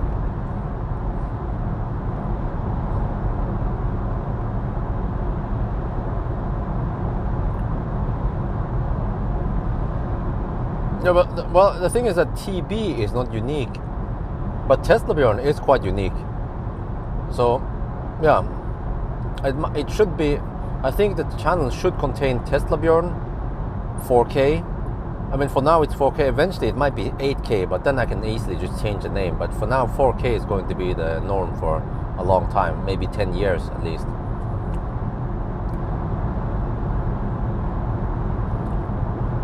No, the sound will actually be music, because it will be. I heard it. It'll be. It gets the sound from. It has some static noise from the AC converter thing. Inverter, I mean. And then we cannot have ambient sound because I'll be talking to the live stream and doing something else. So I just have to put some music there, and it should be fairly easy edit. I don't want to over complicate things. I might do a few basic edits here and there to cut out the start and stop, but it should be mostly continuous run, except for if I just exit for a P stop and then go back on the road, then I can concatenate that one in the same video at least. And also another thing is that the length of each video might only be roughly 1 hour. I think I will aim for around 45 minutes to 1 hour. It depends. Some places, if there is some continuous awesomeness, then maybe 2 hours. But for example, Oslo to Gjøvik is 1 hour and 15 minutes roughly. And that is good length for a video. Because if it becomes too long, then I think many people might not want to watch it. But if it's too short, those kind of videos, they need to be long. Like 5 minutes or 10 minutes is not going to cut it. It needs to be at least half an hour to 1 hour. So that means, that means that when I do the Sunday drive, I can make one video from Oslo to Gjøvik. I can make another one from Gjøvik to maybe not Lillehammer, but Gjøvik to Ringebu, for example. That's probably around 1.5 to 2 hours. And then Ringebu over Rondane, what's it called again? Ringebu Fjellet? No, yeah, I don't remember what that mountain was called again. But then the problem is that once I get over to Atna in Østerdalen, then the sun's position is bad, and I will get, well, that's the thing. Sometimes the angle is okay, but many times the angle is bad and I get backlight, and then it just ruins the shot, because then the colors doesn't pop out anymore. I could compensate by editing it, but I don't want to do any edits because I want to keep it as simple as possible. Train videos very long, yeah. But I will see what works best, and I will change the content based on what people prefer. But the trip from Oslo to Mo i Rana Arctic Circle, that one is very nice. There are plenty of stretches I will get. I will get Østerdalen, just around Elverum and further north has lots of beautiful places. Also after Alvdal it opens up and becomes really nice. And then there's a stretch with some boring stuff, yeah. And then eventually, yeah, just even driving past Trøndelag is nice. Trondheim, that area, to Steinkjer. And then eventually we have Snåsavatnet. And then there will be a stretch not too interesting, like Grong. But then once you pass Majavatn, then it becomes really awesome. But it depends. It needs to be the right time of the day and the right weather.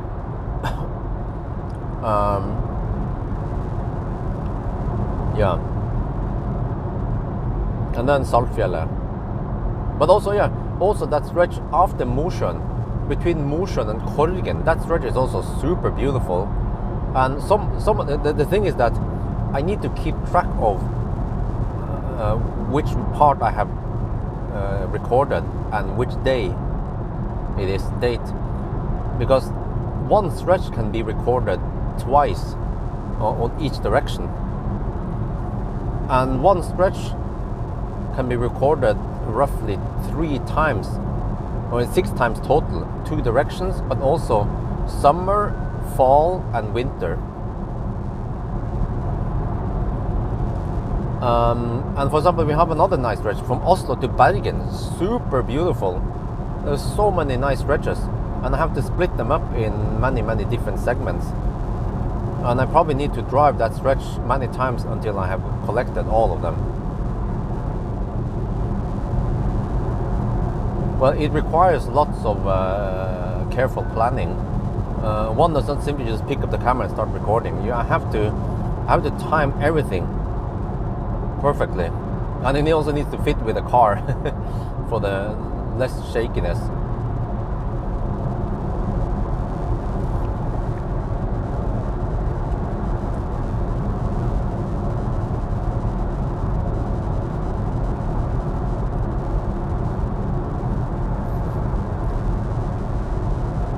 And we are getting close to Strømstad now. We are 5 kilometers away. And there is no preheating going on, but we have 21 to 29 degrees. So I guess the car figured out that the battery is hot enough already, so it doesn't have to But what the heck? We have 33%. I just need to do a quick top up, pee, get ready, and then we leave. So this stop might be only 5 minutes long.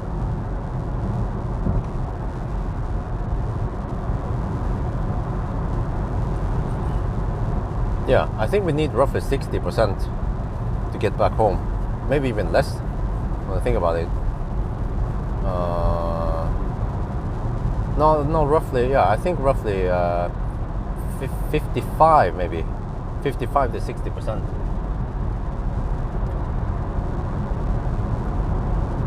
Highway 9 from Kristiansand to Evja. I'm not sure which one it is. But also Atlantic Road needs to be recorded. And you see, the problem with Atlantic Road is that I can only record one direction that time, and then I have to wait until the sun turns around. But some places, it depends. It can be recorded maybe in the early morning or evening. It depends. It depends on each location, really.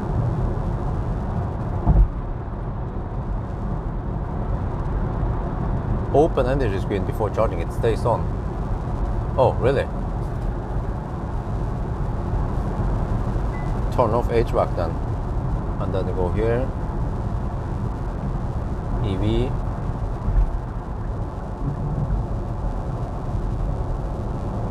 well, I hope I can start charging when the car is on, that it won't fail handshake.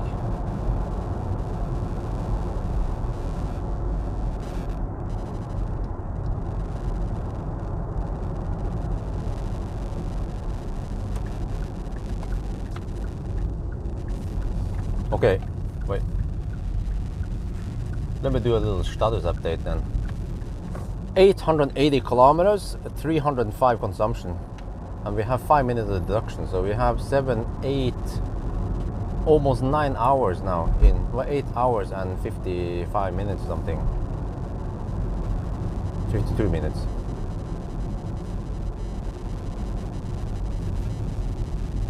Yeah, this one is gonna be quick, man. Actually, I'm not sure if I dare to go energy. What, will it work? Will it fail now?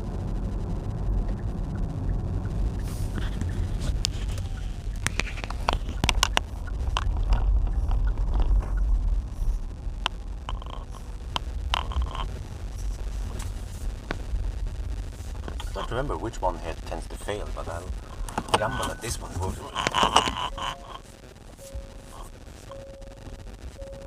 This is going to be literally a pit stop.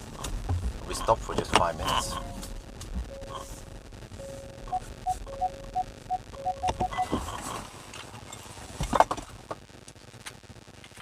Turn off ignition as usual, okay?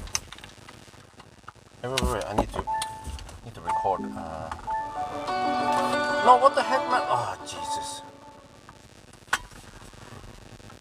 Strømstad.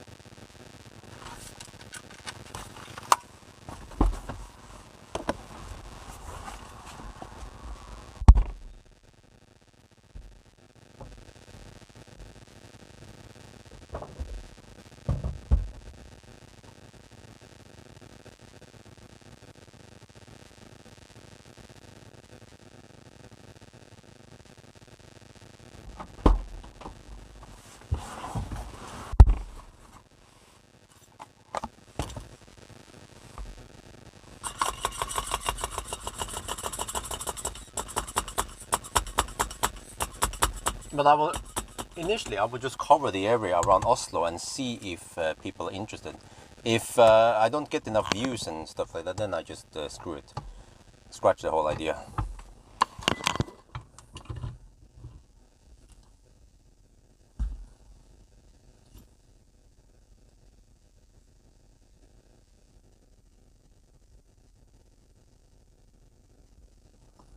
Okay.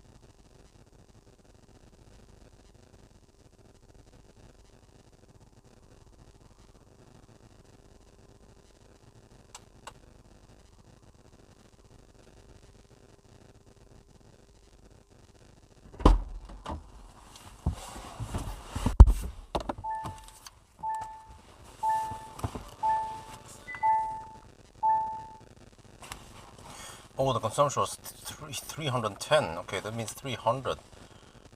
No, wait, let's say 100. No, 295 is likely on this leg. No, actually 290.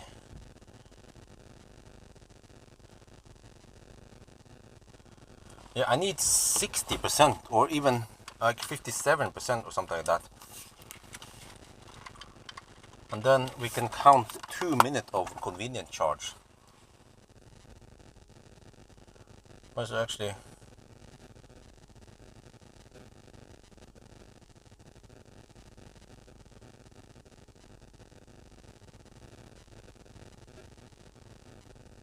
not 3 minutes.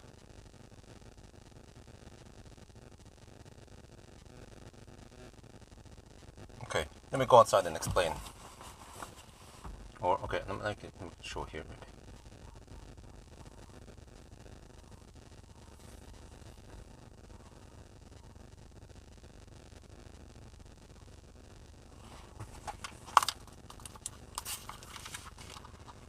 Yeah, we are pretty much good to go now. Alright, we are good to go any moment right now. So, let me explain here. You see, we are at 880. We need to drive another 115 kilometers only. But we are 137 kilometers away from home. So this is what I've talked about, the convenient charge, is that if we could charge just enough and then leave, and we will 999 somewhere around Tusenfryd, and then I just have to find a charging spot and then charge and then go home. But for convenience, we charge 3 minutes extra and then we can go straight home. So that's the whole thing. We will deduct 3 minutes to the final time, and it's based on many things, but it's based on how thirsty the car is, how fast it is charging, and for this car it is 3 minutes. But now we are actually good to go, so let's go.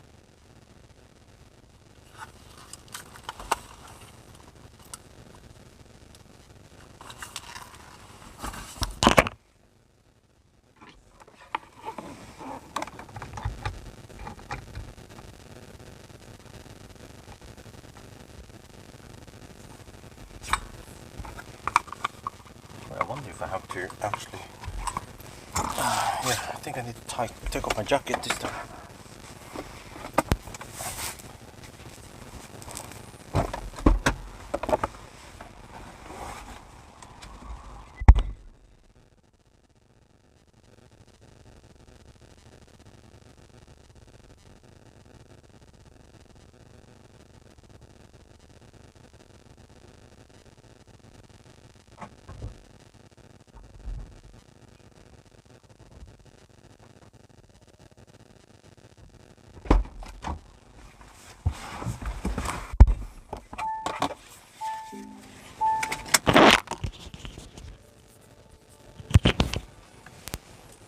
I've done 880 kilometers, actually slightly more, a little bit over 880 kilometers.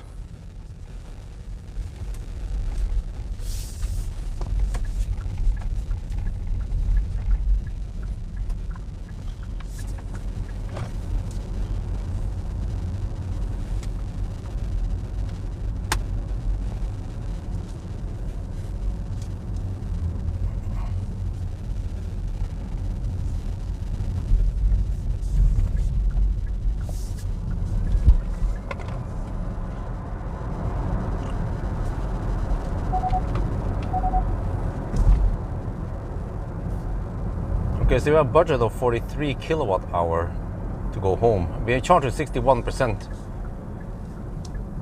We'll do the calculation once we are back on the road here. That should be enough.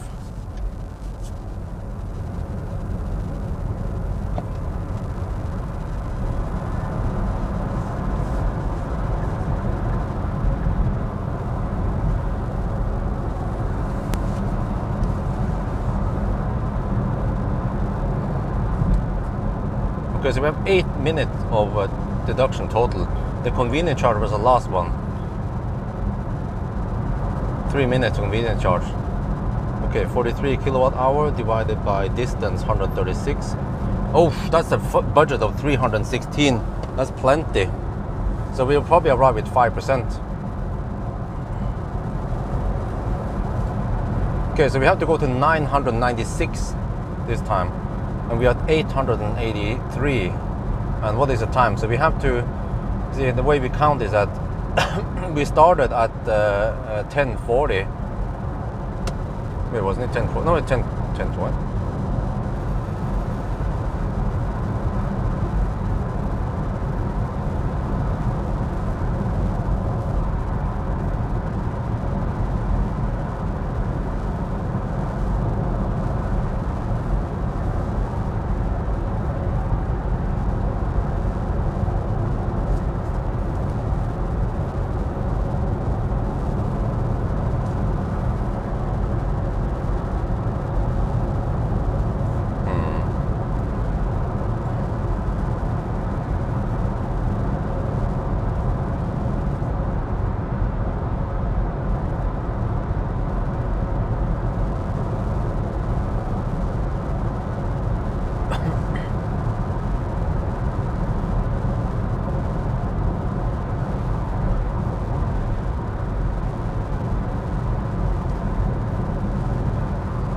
We can start at 22:40,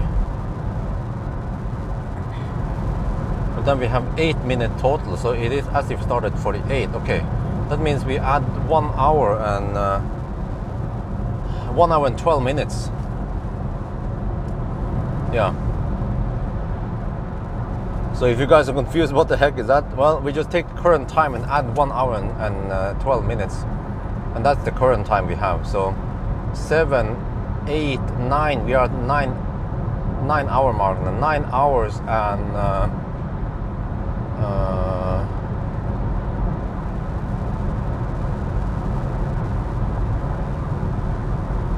5 minutes. Is that? Yeah, 9 hours and 5 minutes so far. Oh, how fast can we hammer down roughly 100 more kilometers then? Isn't that around 50 minutes, typically? Which means 9:55, possibly. What is the bot saying?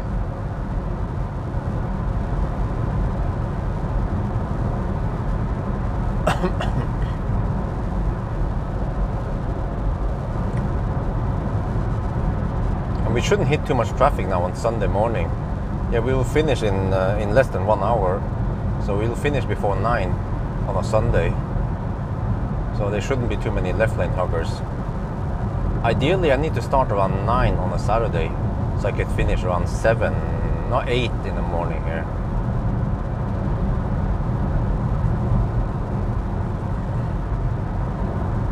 Because it was quite empty when I drove almost 11 now, yeah. Oh yeah. I started almost at 11. Yeah, I think I need to start around 9, or at least if I manage to start around 10, that would be even better, or maybe even 9:30 in the evening.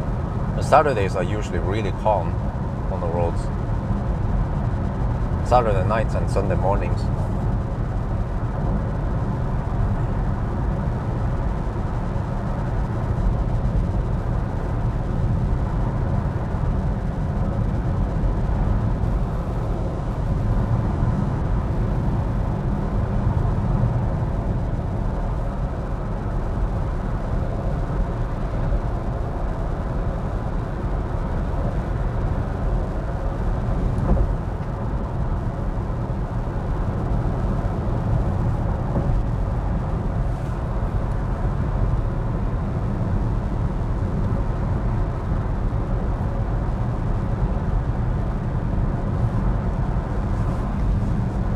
But that was a 10-minute top-up again.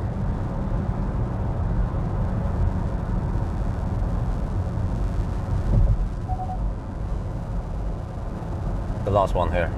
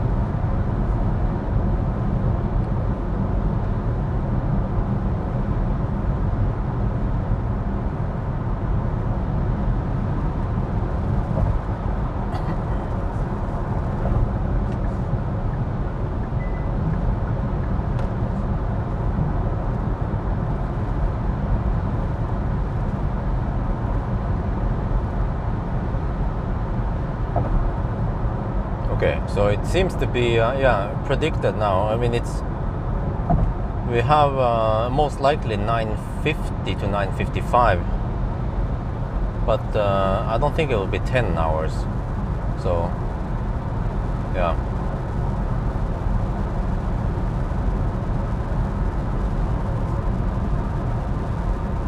Well, at least my runs are very consistent.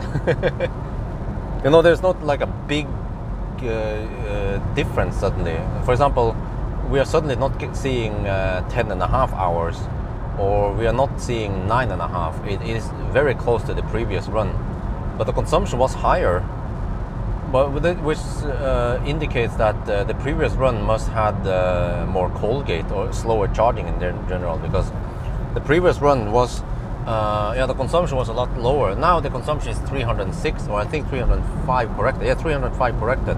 Last run, it was done on 15th of November 2021.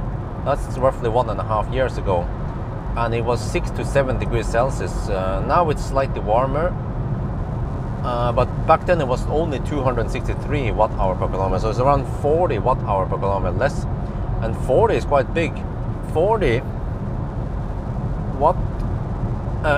kilowatt hour takes, how long does it take?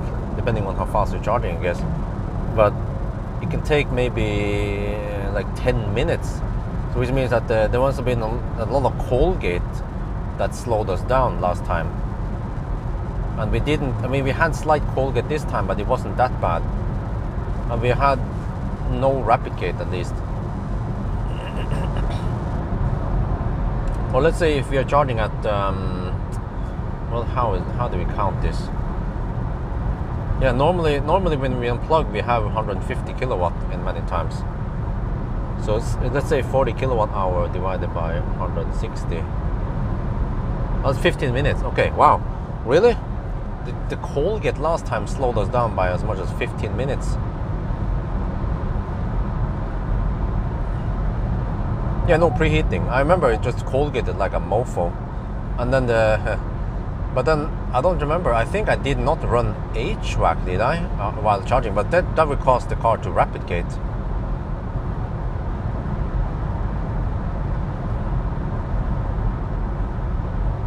So you can actually sabotage the result a lot, especially if you charge more than 50%.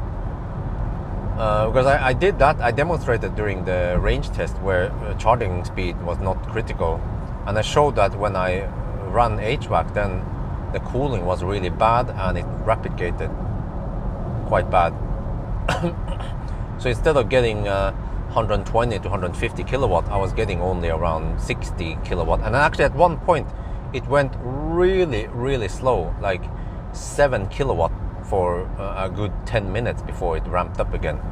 So it was like a little siesta I did. So whatever you do, don't run HVAC while charging the Korean cars. You will mess up big time. But the same applies actually to MEB cars also.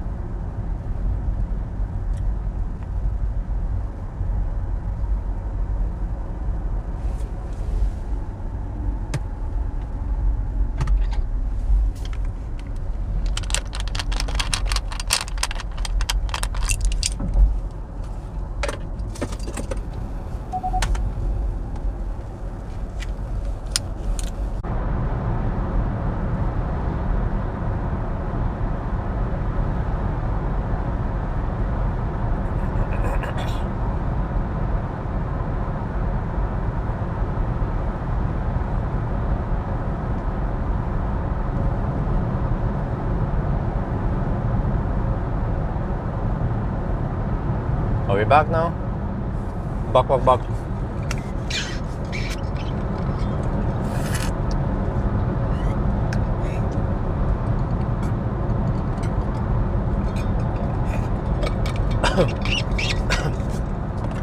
Please confirm if we are back or not. Back. Okay.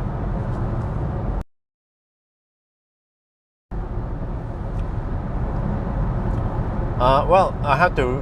Okay, seems like whatever I said got lost in the translation. But can someone tell me what is the definition of a moped in English? Because moped in Norwegian means actually scooter. But then in English, that's a bit confusing because sparkesykkel also means scooter.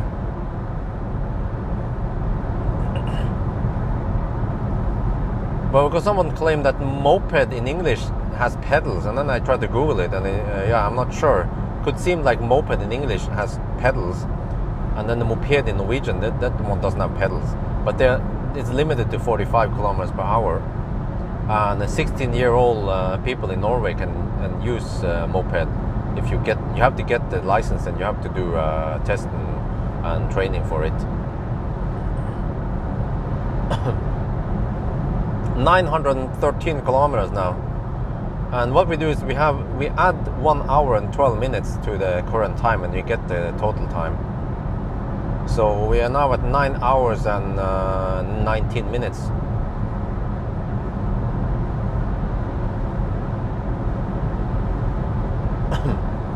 Well, actually, it seems like from after 9, then we have okay light settings.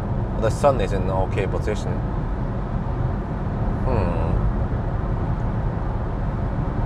Yeah, and then kick scooter. I mean, sparkesykkel in Norwegian is also called scooter in English.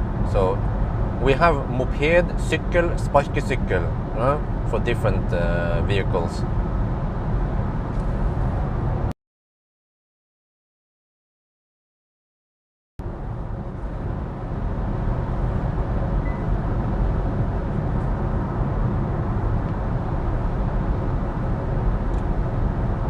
But yeah, the silence. Well, actually, it turns out it's S2. I think I don't know, man. First, I can name it S1, but I think S1 is the expensive one that goes faster. And the one I have is silence S02. So I wrote the wrong thing in the video. But that one, the silent scooter, is currently parked at Bertelåsten. And then on Monday, when I return the Kia, then I pick up the scooter and I scoot back home. But it takes only 10 minutes to scoot home, so that's quite fast.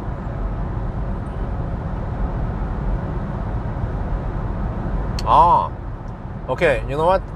That makes sense. That in Norwegian is actually called elsykkel, or if it's electric, because it has pedals and it looks like a like a motorcycle, but it has pedals and it's limited to 25 because the electric assisted bikes or bicycles, they are limited to 25 kilometers per hour by law.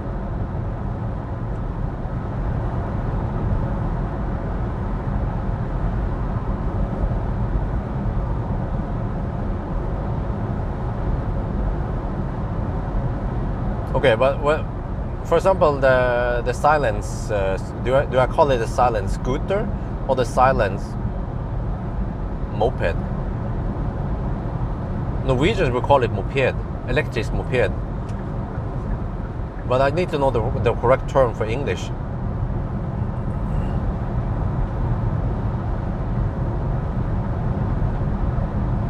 Well, what are those pedals used for anyway? For propulsion or just ornament? Wait, a French registered car over here. Doesn't look like a typical tourist though.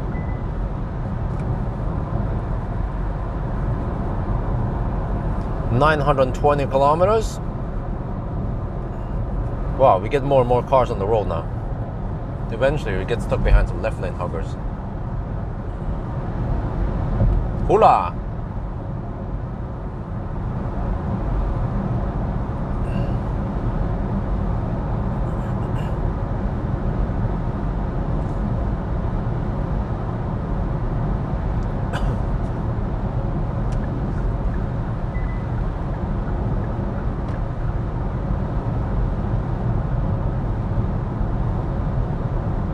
Yeah, exactly. The skateboard with handlebar, that's also good. It's like a little bit confusing because it's not unique what the name means. But in Norwegian, it is clear because sparkesykkel is the skateboard with handles.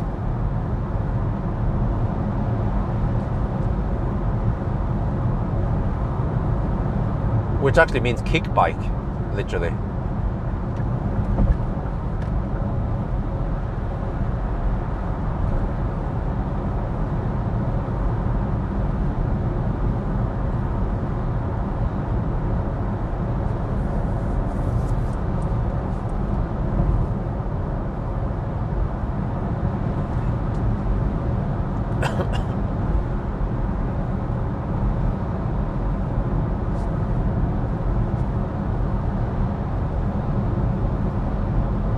Well, consumption, by the way, is 306 total now.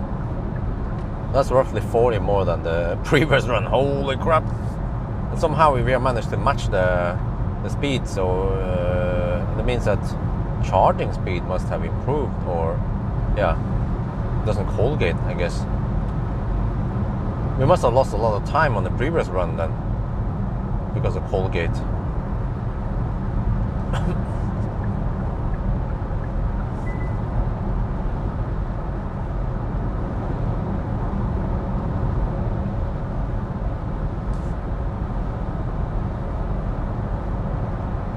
Yeah, but I wonder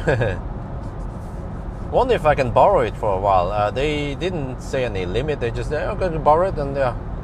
So I still have the scooter. Maybe I'll make some more videos about it. I'm not sure exactly what to do yet. Yeah, you know what? I should. Yeah. I like this car. It's just a little bit thirsty. That's the minus. But I look at the calipers. It seems like it can fit 20-inch wheels. Maybe that will help. But it would actually be interesting to drive that scooter until it's completely out of juice. But then that's gonna take a while. Maybe there's a way for me to discharge it stationary. Well, I can plug in something on USB, or I could just keep it on, I guess. Yeah, and just suck something on USB. It's gonna take freaking forever, man. This is like the USB pull 10 watt total, maybe, those two USBs. So overnight, yeah, you empty out 10 watt hour. That's nothing. That's a drop in the ocean.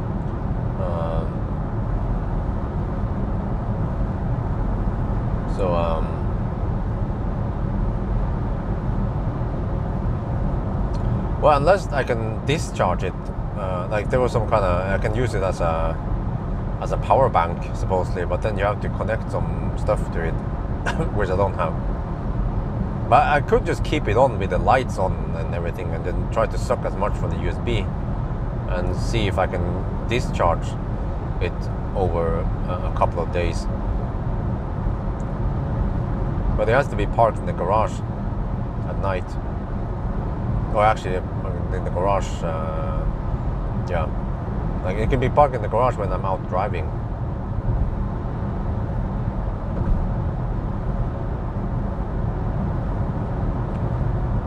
Well, there was no outlet or anything, but there are two USB A's, and there's some lights. So I guess if you keep it on, then it will suck some power from it constantly.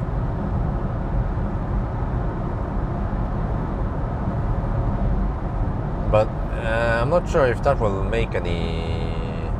I mean, that would be popular to watch anyway. Then I would strap one EcoFlow to the back and then drive it until it stops somewhere, and then charge it up, or charge it a little bit, and then keep driving back. I could actually do it on a Sunday at IKEA. Yeah, that would be interesting. To drive around in circles until it dies. But maybe Maya wants to use it. Well, she goes to the gym, so it's just a short drive from Alnabru up to Hellerud. Sats at Hellerud. And yeah, she can use it for a bit, and then I can interview her. I can ask her how she likes it. Make a little video.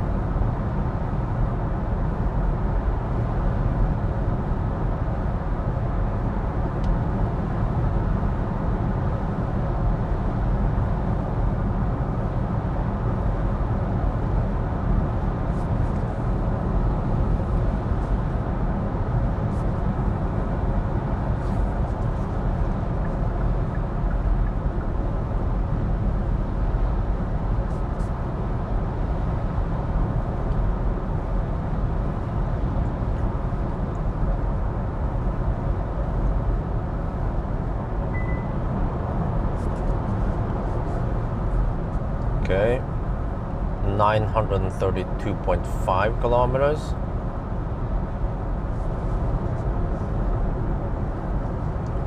Not too much traffic yet.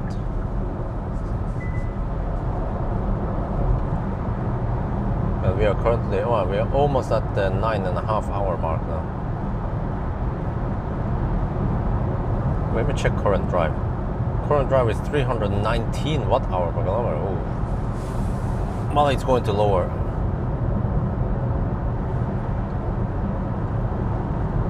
But it seems like we'll barely make it.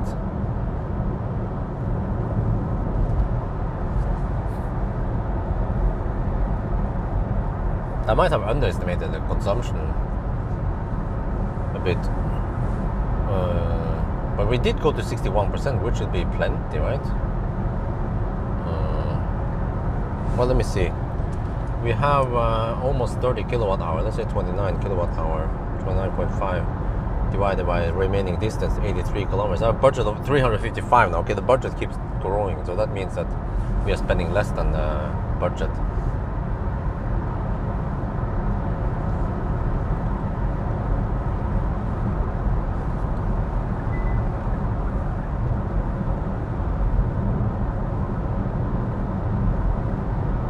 Yeah, it's a thirsty beast. Think about it. You know, the EV6 is not that big if you look at it.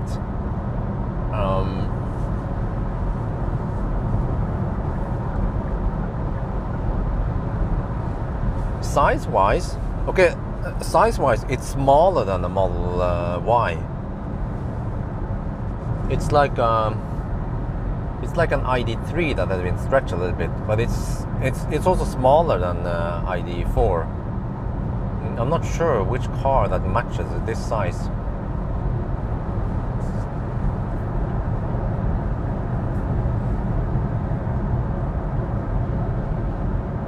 But it's bigger than Kona, for example.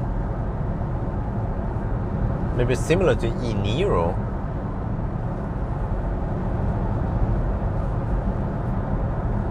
Leather seats, not that much.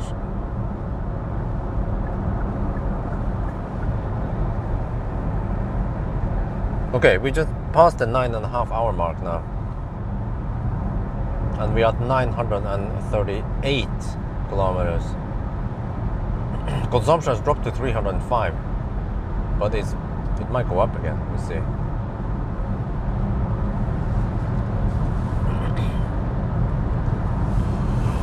Oh, I'm getting a little bit tired.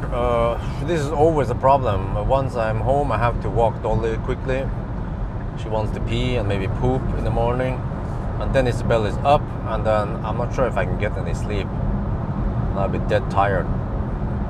So Maya will be my savior, because she will then walk Dolly in the morning and also babysit Isabel, so I can get my much needed sleep once I'm home.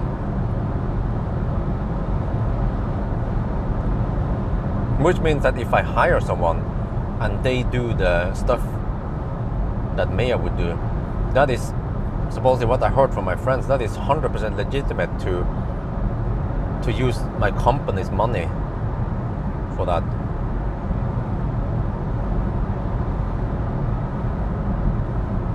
And get, yeah.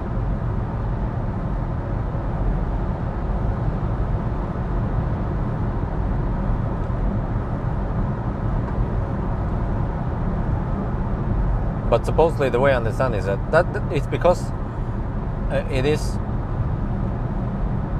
the work is done before or after my long trip. But if I'm just hanging around at home and then they do the work, then I guess it's not approved.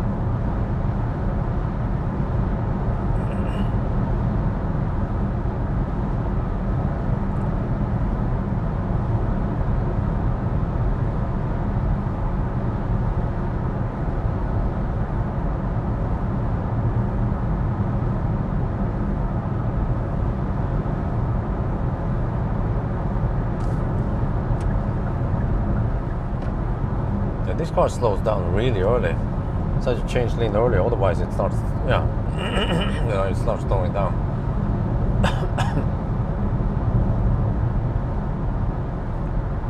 This should be dream weather to test electric cars tomorrow. 15 degrees Celsius. Nah. Ideally, you want to have around 20 degrees, maybe even 25. But for some reason, when I test stuff in Thailand, where generally it's hotter, then we get lower consumption, especially when I hammer it on the motorway. You know, 120 kilometers per hour on the motorway. Then high temperatures helps big time, or a lot. Like I noticed, like even the Leaf became super efficient when it was 35 degrees outside.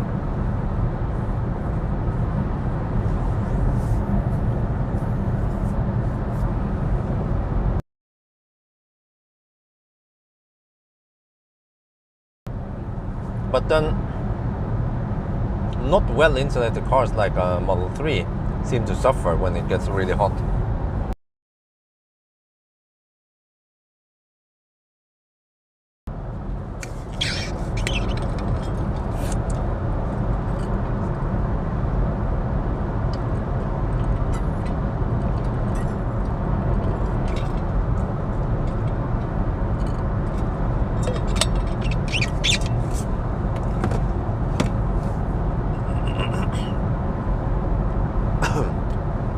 Okay, 946. We have to go to 996. We have 50 kilometers left on the counter here. And we are currently at, a little bit past 9.5 hours.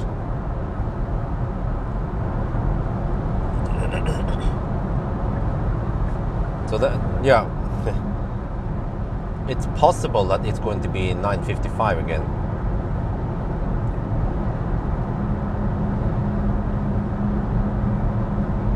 Or it's more likely to be 9:55 rather than 9:50 or 10.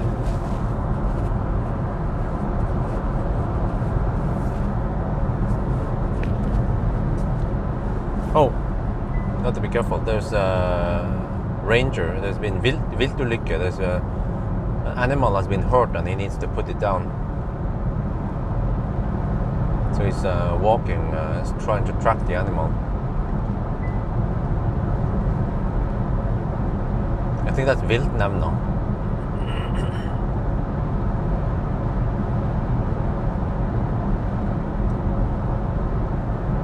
We have more and more traffic now. Some campers already.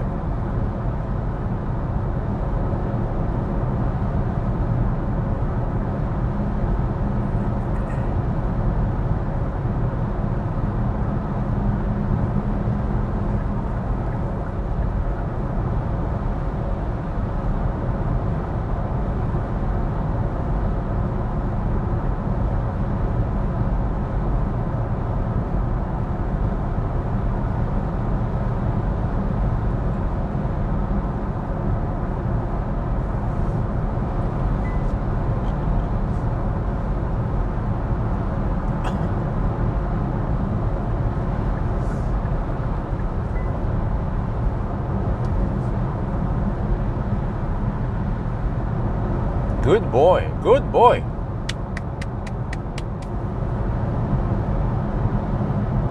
Well, except for it's a woman. Okay, whatever. Good girl, good girl.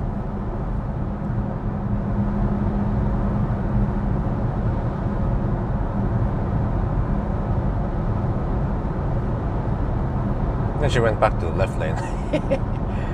Oh.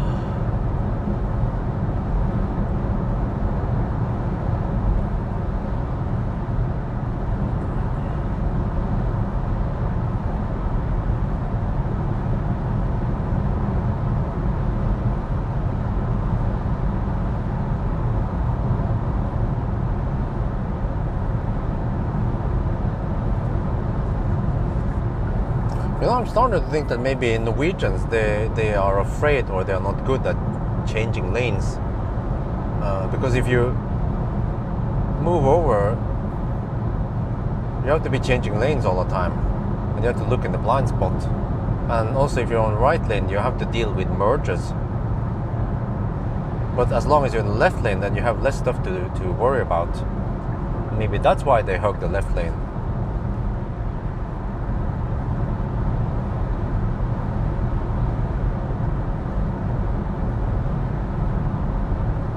And also,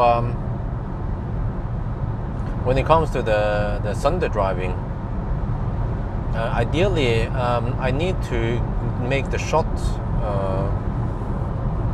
with no cars in front of me. But as long as I drive dog slow, then most of the time I won't have anyone in front of me. Actually, I'll be going slightly under the speed limit. The Model Y, when cruising at 80, it will actually cruise at 78 GPS speed, which means I get a bunch of trucks and shit behind me. But what I will probably do to avoid too much cluttering behind is to coast downhill. That helps.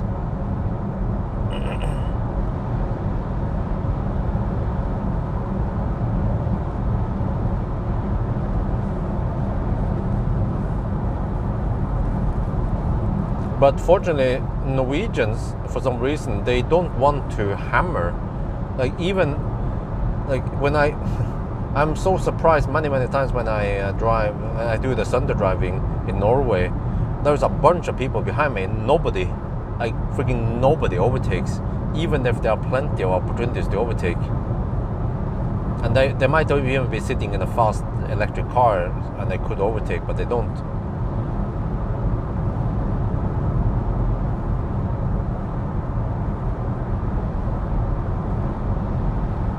$956, that's 40 kilometers left.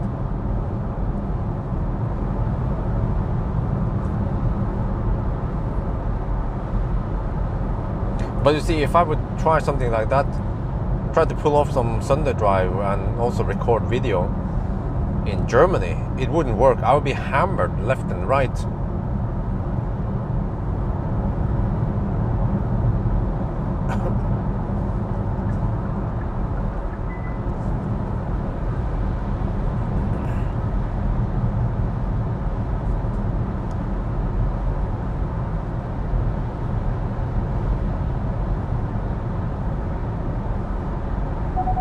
Oh.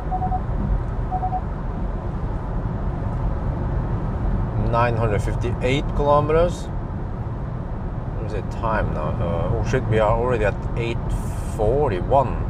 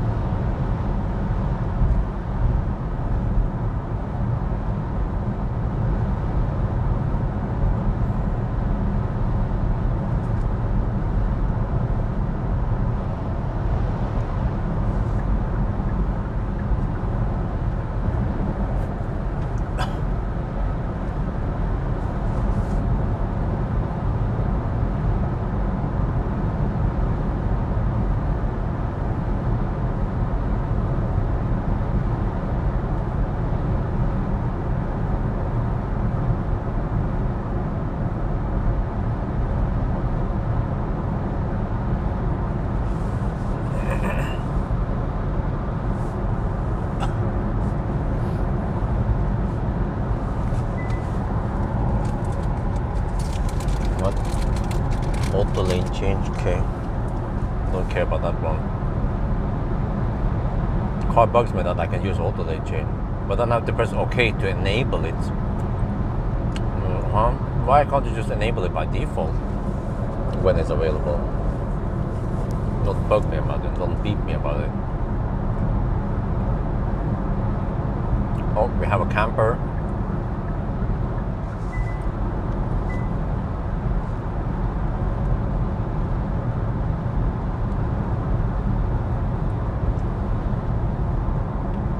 It wasn't that bad. Fortunately, the worst campers are not out yet.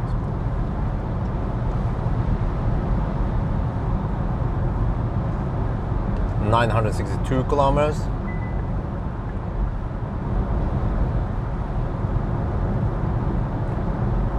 Yeah, I've seen in Spain, it was in Tenerife, freaking taxi driver was hammering at 80 kilometers per hour in the 50 zone at night. He didn't give a shit.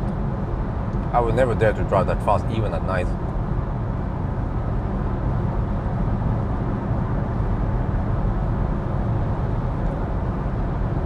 Ha! EV database, well, I guess they don't base the data on real world tests like I do.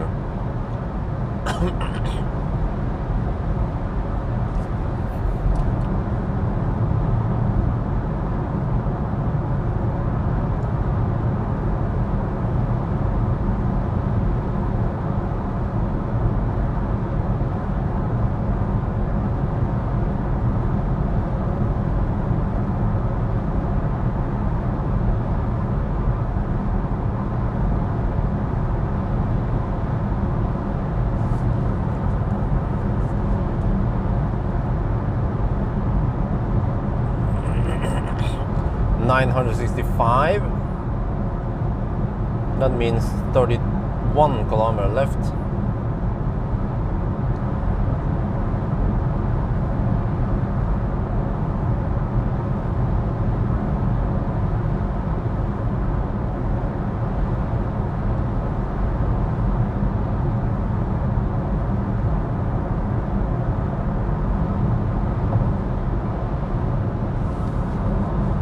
Well, do you have enough juice? Yeah, we have enough. But it'll be low now. Maybe 5% left.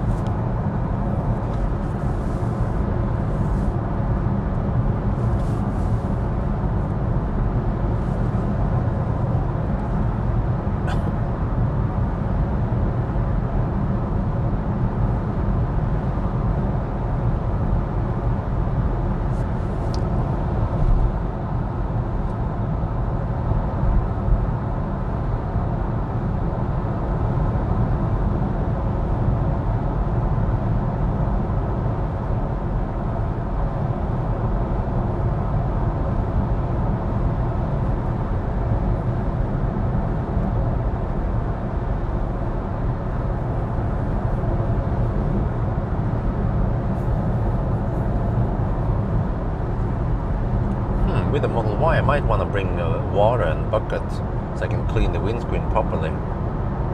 Because I need super clean windscreen all the time when I record 4K. But on the other hand, when I'm driving slow, then I rarely get bug splat.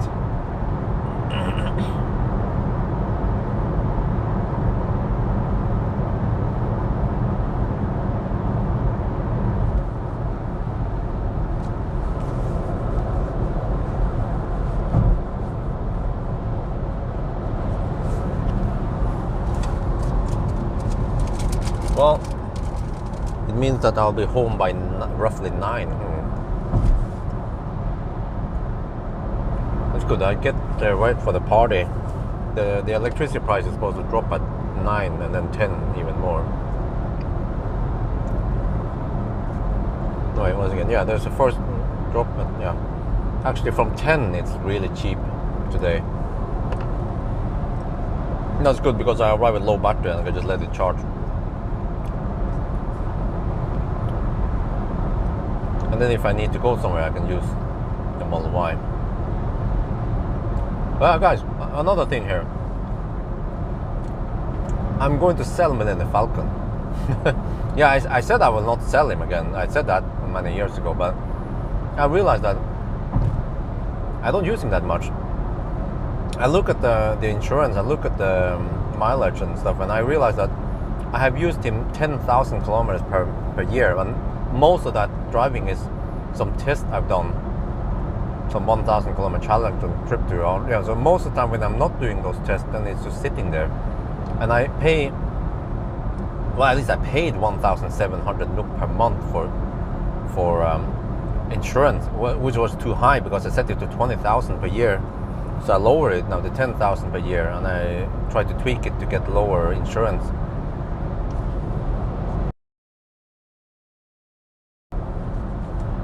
Yeah, so this is the idea.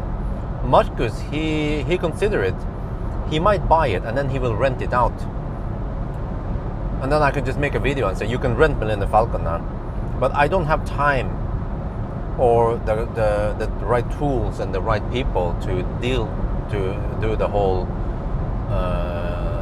stuff with renting out. But Marcus has everything. He has companies he can clean up for him and rent it out, and the whole communication and that. You know, I don't have time for that shit. But yeah, motor repair. Nasir, he is dog slow.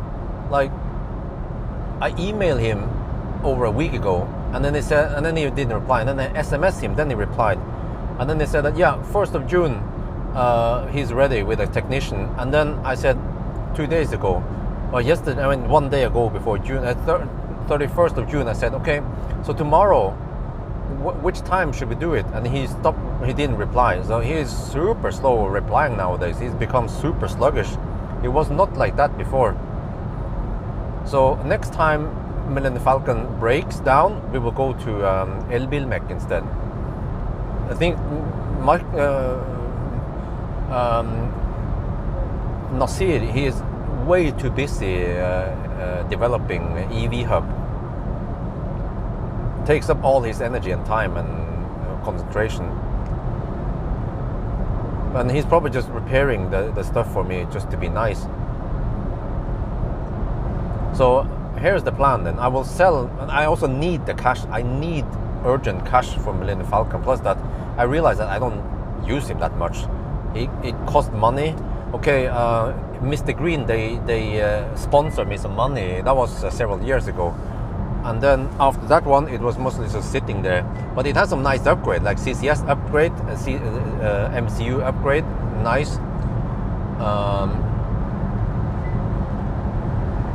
And I think many people would just want to drive Millennium Falcon, drive the Legend.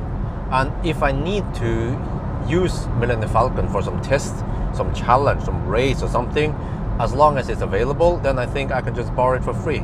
And Marcus is a win-win for Marcus. He gets the exposure, and people will come to him because they want to experience Millennium Falcon. Maybe one day I'll see, maybe I'll buy it back, but as for now, maybe we'll just do it like that for a bit and see how it goes. And we can always do some interesting stuff, like Marcus wants to pimp up Millennium Falcon, remove the chrome, maybe chrome delete it, do some stuff, then it's up to him what he wants to do. So yeah, okay, 9:79, we're getting close now. 17 kilometers left.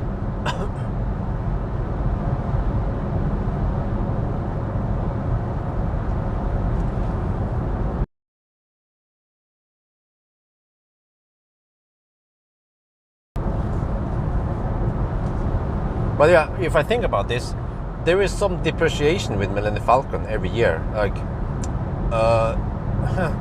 I think I paid way too much for him. I paid 230k for him. That was 2 years ago. More than 2 years ago, almost 2.5 years ago. Okay, I made some videos, made some money on that one, but I could have borrowed some other car and made video. And also made money, right? And when I borrow a press car, it's for free anyway. Like this Kia, or when I borrow an ID4, I make shit ton of money back then, and it was free. So yeah, I also lost the interest, yeah, because they call it bundet kapital. Because Millennium Falcon cost over 200k, 230k, and then if I sell it today, I might get only, I don't know how much Marcus wants to buy, but probably around 150k only. So you can say I lost 30k per year, plus the insurance was another 20k per year. So you can say that each kilometer I drove Millennium Falcon cost me 5 NOK or 50 euro cents. So it's very expensive, plus the electricity, but it's almost free anyway. So it becomes really expensive just to keep in there for very few reasons. And if the people want to see me drive Millennium Falcon, well, I could just borrow it from Marcus instead, and he can make money on Millennium Falcon.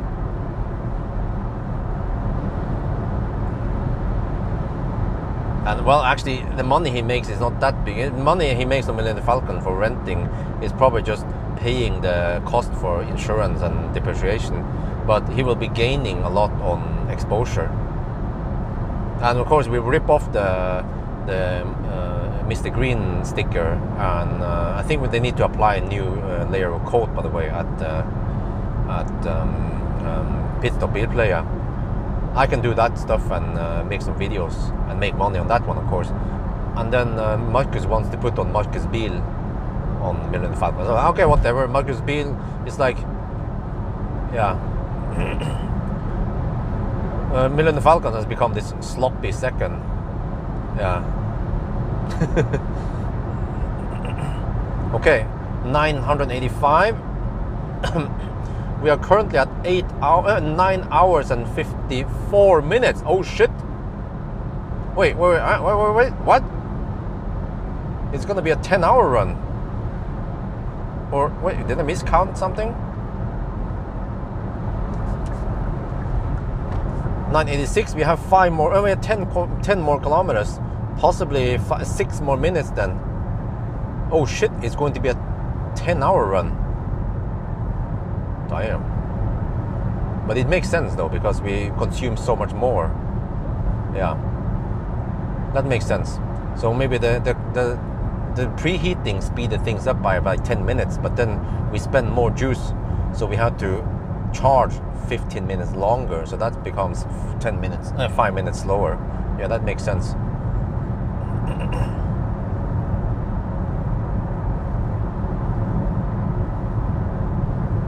So you can say if I did this with a EV6 regular one without the GT, not so damn thirsty, I would probably have at least 50 watt-hour per kilometer lower consumption, because it's not warmer today.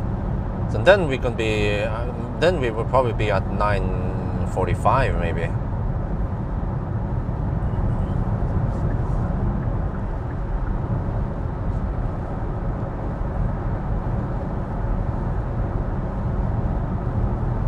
Wow, you guys don't see it, but there's a guy hugging the left lane in front of us. Oh, you can see it. He's been hugging the left lane now for the past few minutes with no traffic at all in the right lane. I mean, some people, we have those guys who camps in the left lane, and they slow hammer through some trucks or past some trucks. I also find that very annoying, because they could, if they drive that slow, they could just pull in between the trucks, but they are too lazy to do it. They just slow camp in the left lane.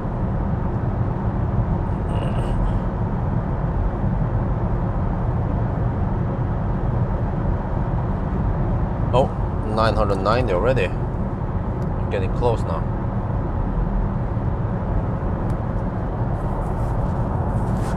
Yeah, 990. 6 more kilometers.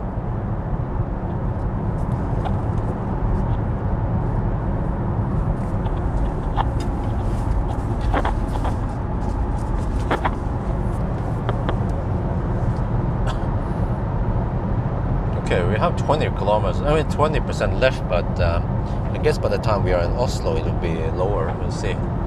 Yeah, and it tends to drop fast toward the end anyway, the percentage.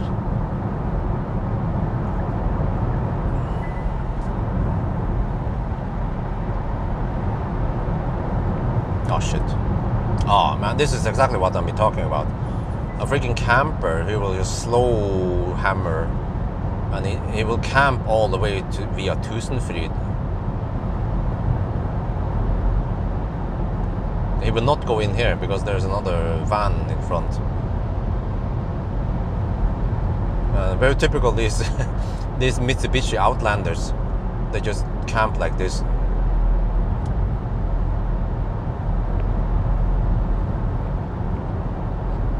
$992. Fortunately, it was just 2 cars.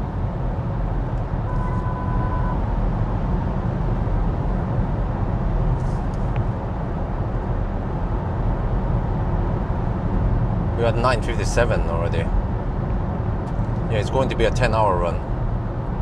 Well, at least we can say that we finished the challenge. We managed to beat the challenge, which is to do it in 10 hours. That was the original challenge. That's what I call it, the challenge.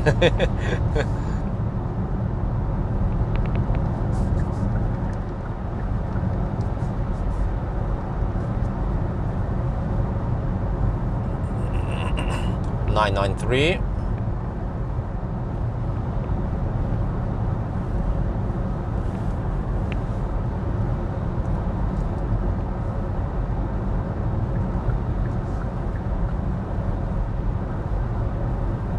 wonder if Tusenfryd is open on Sundays.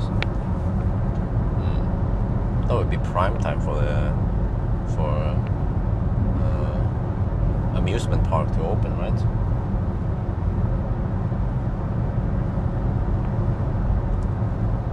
$994.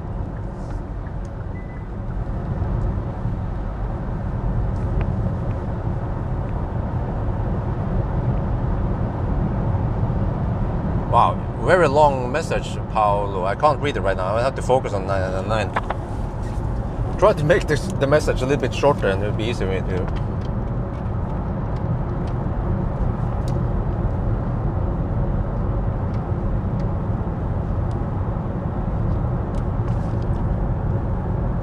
Okay, let's do the countdown. 9991, 9992, 9993, 9994, 9995,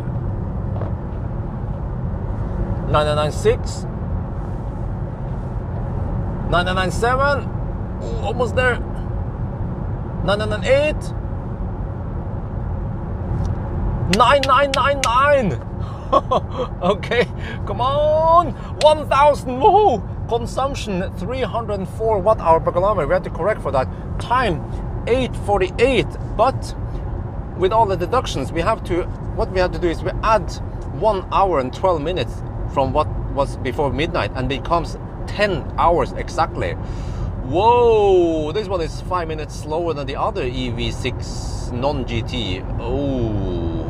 Okay, let's get it over to Oslo. We have 18% battery left. Let's see once we are back in Oslo then.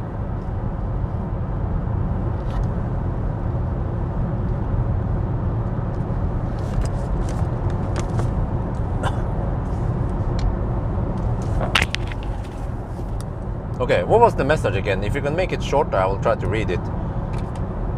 Remember that I'm driving.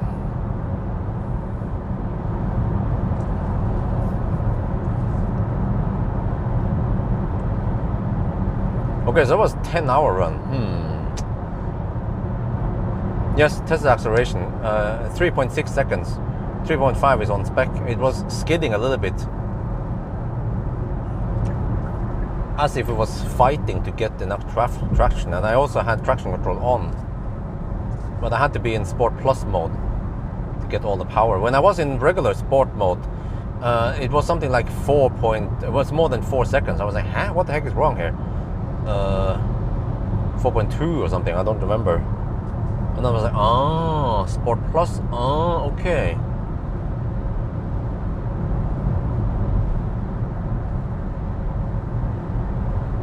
But you know what? It makes me wonder, because I think in Sport Plus you don't turn off the traction control completely. Even when I had it on whatever. Yeah, let me see. How is this again? If we go to settings, I want to take a look here. Settings,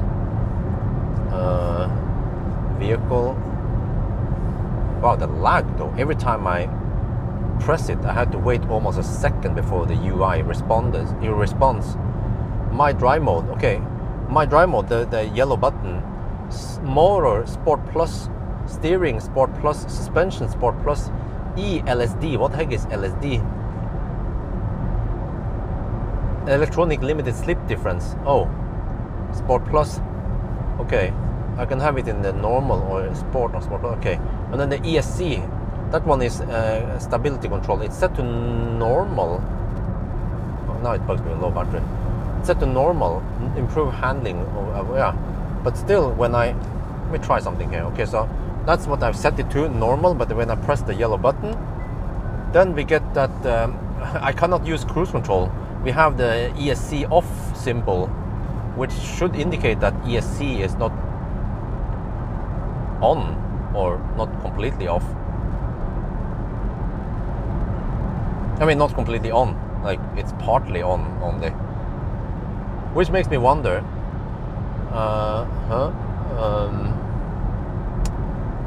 that one is hard. Probably EV6 GT. But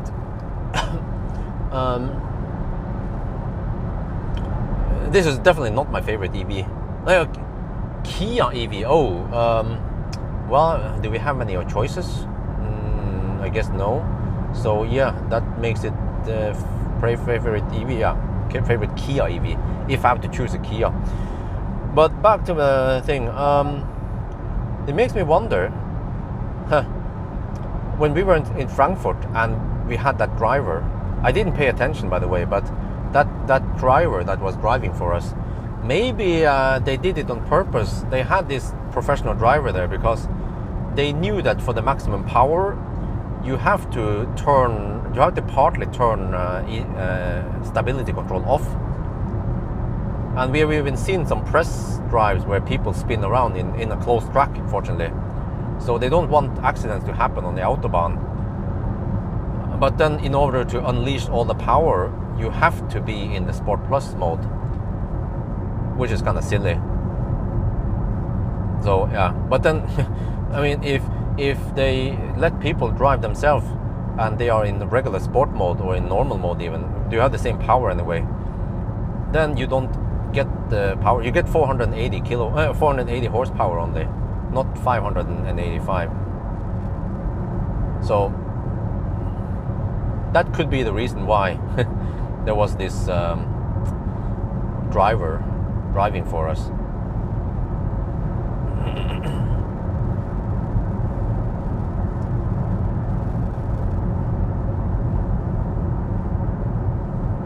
Too bad I never filmed the instrument cluster during the drive.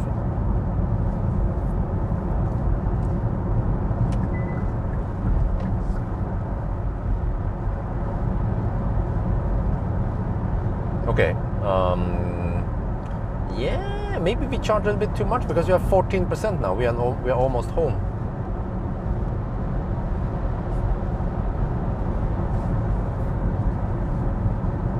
But no big deal. I can calculate. Normally, I want to have roughly 5% left. Actually, 5% of this car is a little bit low because it drops fast towards the end, close to the 10% at arrival. But then no big deal. I mean, even if we deduct 1 more minute for a convenient charge, it will still be 9:59 anyway. So we have to deduct 3 more minutes somewhere so we can round it down to 9:55. So I think that's it. It is 10.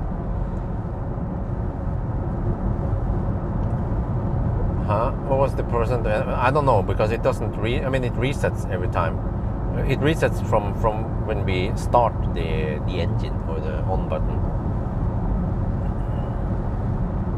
So we can only look at the one for the last leg, which doesn't really say that much,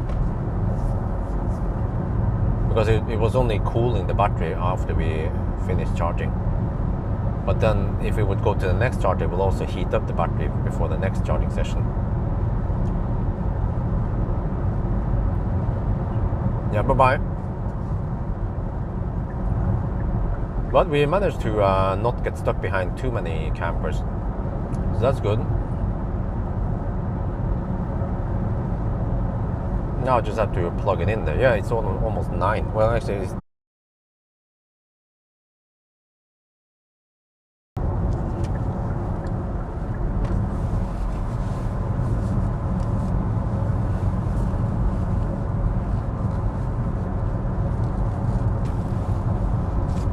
okay. Are we back? We should be back, right?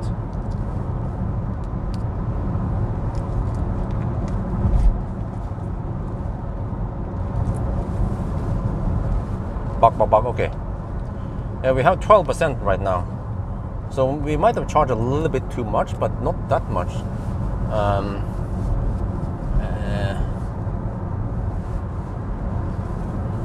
You can say we charge maybe 4 kilowatt hour too much. That's like a minute only.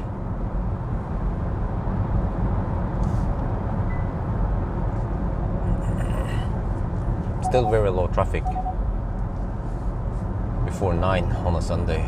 Let me see, maybe I can take the yeah, I haven't taken that one in a while. I want to check out if there's still a stoplight there. Let's see. In that case, I need to go over here and then get over there.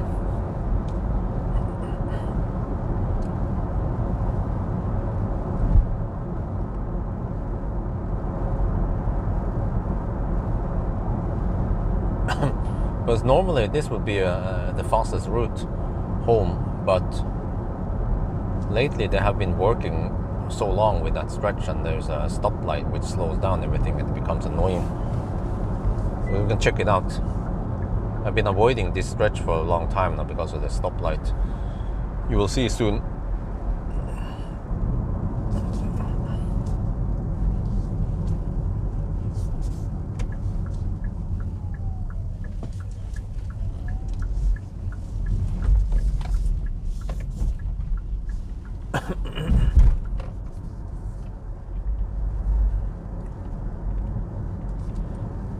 Buck. Okay. Let me see. Yeah, so this one. Let me see. I'm wondering why they have so much roadworks, by the way.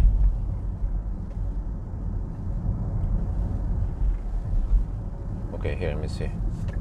How is it now? I think it's been several weeks since I came here last time. Oh, what the heck, man? Are you supposed to go here? Gee, man, I have a freaking GT here. Okay. No, there's still stoplight. Okay. Which is a reminder that I should avoid. Yeah, okay. Yeah, I'll avoid it next time. I'll take another loop. I'll maybe go past the tunnel and then go via Bryn. Yeah, take the Ole Deviks way instead. Yeah, this one is too annoying. Especially if you get stuck behind a slow poke. Fortunately, didn't have to wait too long. Yeah, they're building something here. Oh yeah, they're building a high-rise building really close to the edge, and that's why they need all that space here, clearance.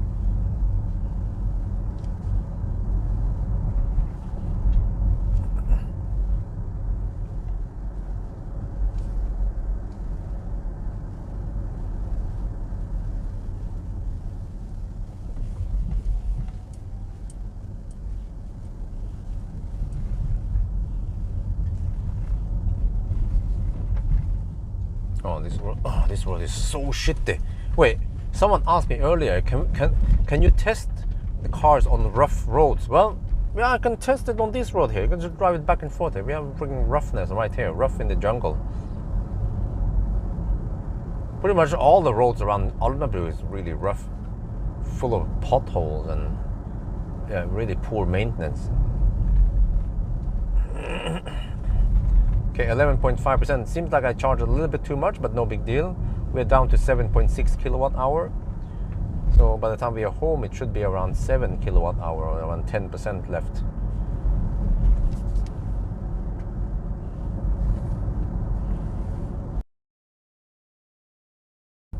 Bye-bye. Yeah, you enjoy also. I will try to get some sleep if I can.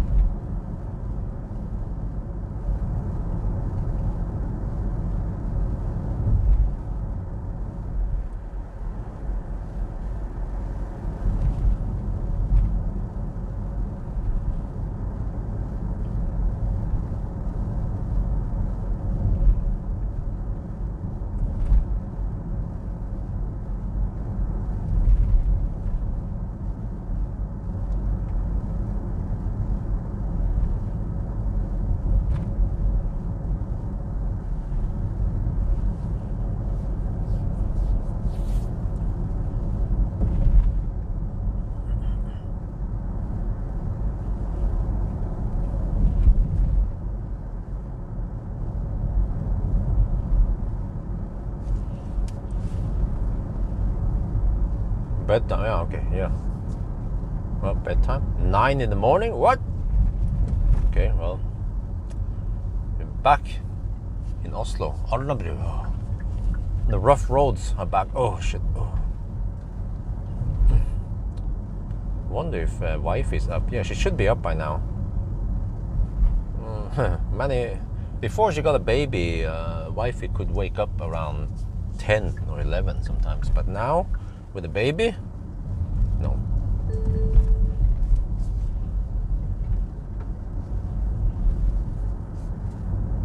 Isabel usually wakes up around 7 or 8. Well, sometimes she sleeps until 9, it depends, but yeah. Oh, okay, you are in US? Oh, okay, I didn't know that. I thought Claes, that sounds like a Swedish name. Always thought you were in Sweden.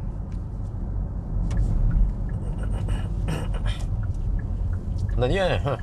Seems like over here, Kverneland Bil, they start selling Voya free. There are lots of Voya frees here. I've seen Voyas, especially a white one. Seems like they have test drives.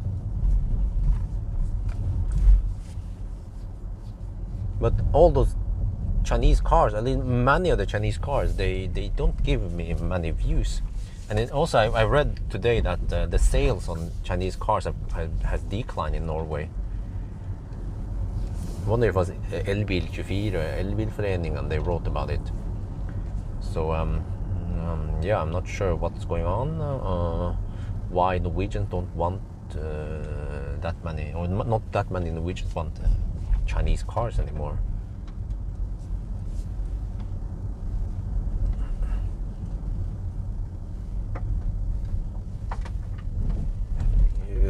Yeah, well, good question. Why do they do that shit?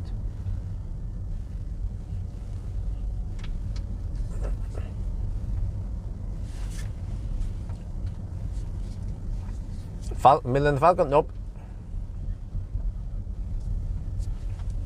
I will try to get him back next week. That'd be great. And then maybe I should try to speed things up and try to maybe sell Millen Falcon to Marcus if he's up for it.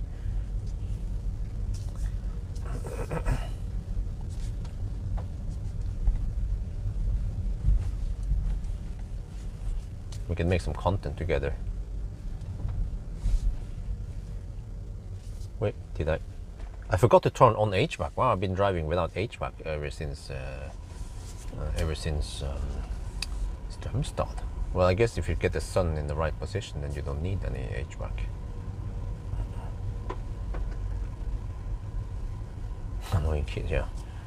Yeah, I'm actually not sure why. Because when I tested the car, it actually it is good in many ways, but also not so good in some ways. But yeah.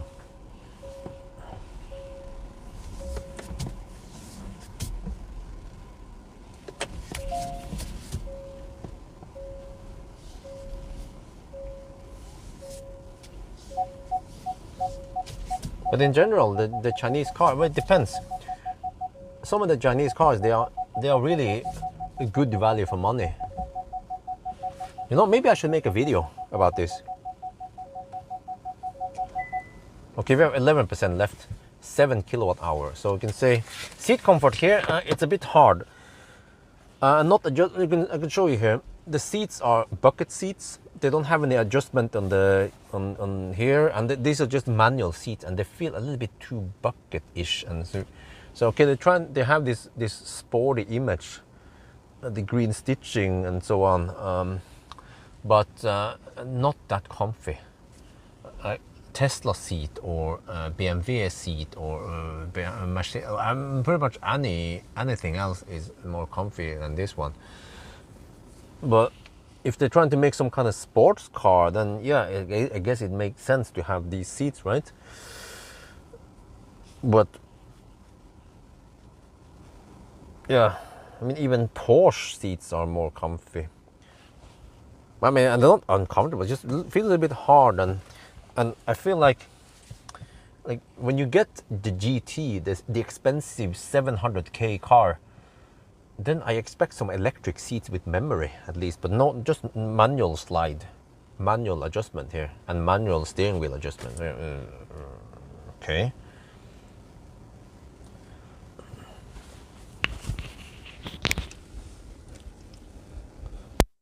If I would buy this car, I would probably just go for the regular non-GT. I think it's better value for money and not so thirsty, but I don't know what makes it thirsty. If it's a tire or the drivetrain in general. Could be a combination, that they just made it more aggressive and probably better for tracking, but then is that important for people who buy this car?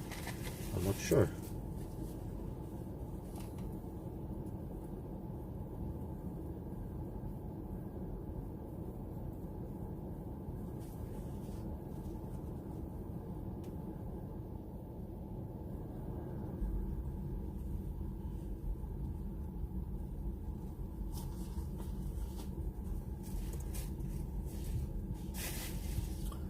Okay, let me see. Let me do a little shot outside.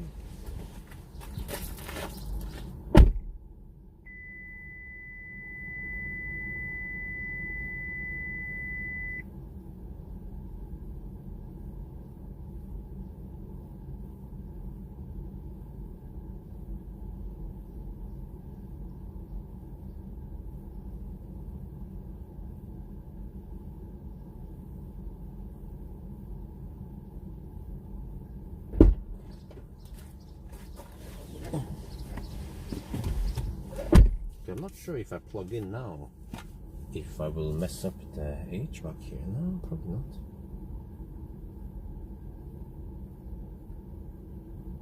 Oh, the acceleration, I haven't tested it. Yeah. But in general, those acceleration tests, they don't get that many views. I have to check. Maybe unless it's something special like a plaid, yeah, Tesla. It's okay car, but I feel like the regular one is better in some way. Like the efficiency is very nice in the regular one. Like I feel like we are giving up some efficiency here for extra power that we might not need. Because yeah, another point is that in order to unlock the power, you have to be in Sport Plus. But how much was it again? The regular, how many horsepower do we have in the regular GT? I wonder, it was maybe 360. No, maybe more. Let me Google that. At least that one should be accurate on EV database. Let me see. Kia EV6 all-wheel drive EV database. They usually just look up on some manufacturer spec anyway, and that's exactly what I need. Oh, only 325 horsepower. Okay, but that is here. Okay, so even in normal mode, I get 360 kilowatts. I get 400, and wow, yeah. So that's actually a lot faster. But the thing is that, do I need it all the time, or like I'm so spoiled with Tesla? Yeah, that's the thing. I'm so spoiled with Tesla that in a Tesla there's pretty much no compromise, or almost no compromise. You get the performance version in Tesla without any consumption penalty.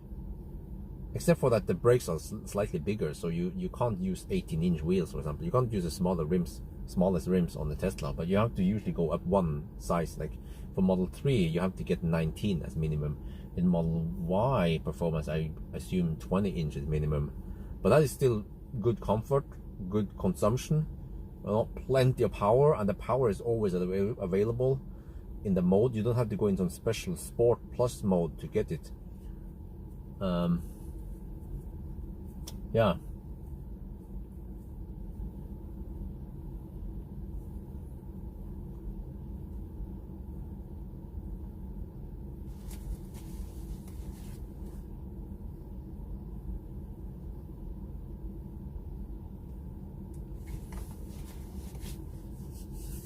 And I guess this one costs a lot extra, right?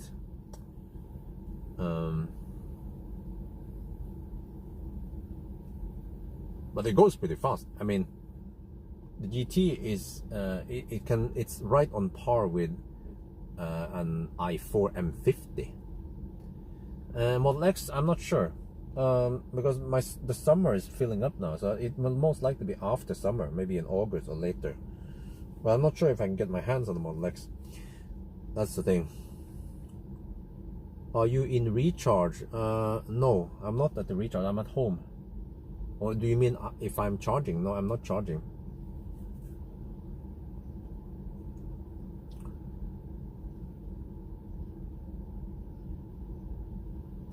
There's one thing also. I have to show you guys now that we are stationary. Okay, this is something that I noticed when I drive. Is that I will have my hands here, and then depending on what I do, sometimes when I do this, it has happened that I accidentally press this button here. And also when I'm using the steering wheel, right, from time to time I might accidentally press this one. So yeah, it would be better if this button was somewhere else. I mean, they probably just have this image like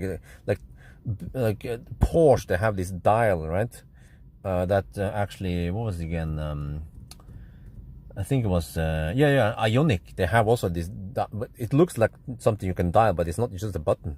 Yeah, but it would actually be better to have this one, for example, over here, so you don't accidentally press it.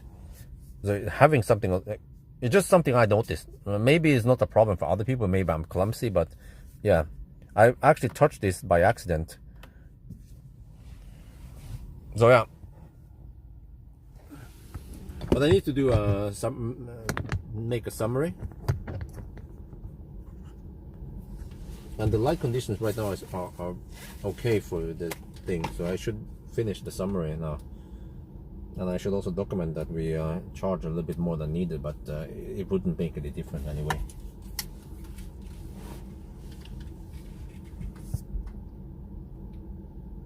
All right, we are back home now. So yeah, we arrived with 10.5%. So I charged a little bit more than it was necessary, but on the other hand, around, let's say if I charge 4 kilowatt hour less, that will only mean 1 minute less. So you can deduct 1 minute, but it will still be 9 hours and 59 minutes. So we have to shave off 5 more minutes, or at least 3 more minutes for it to make any difference. So yeah, it's 9. I mean, it's 10. Yeah, that's it. It is 10 hours.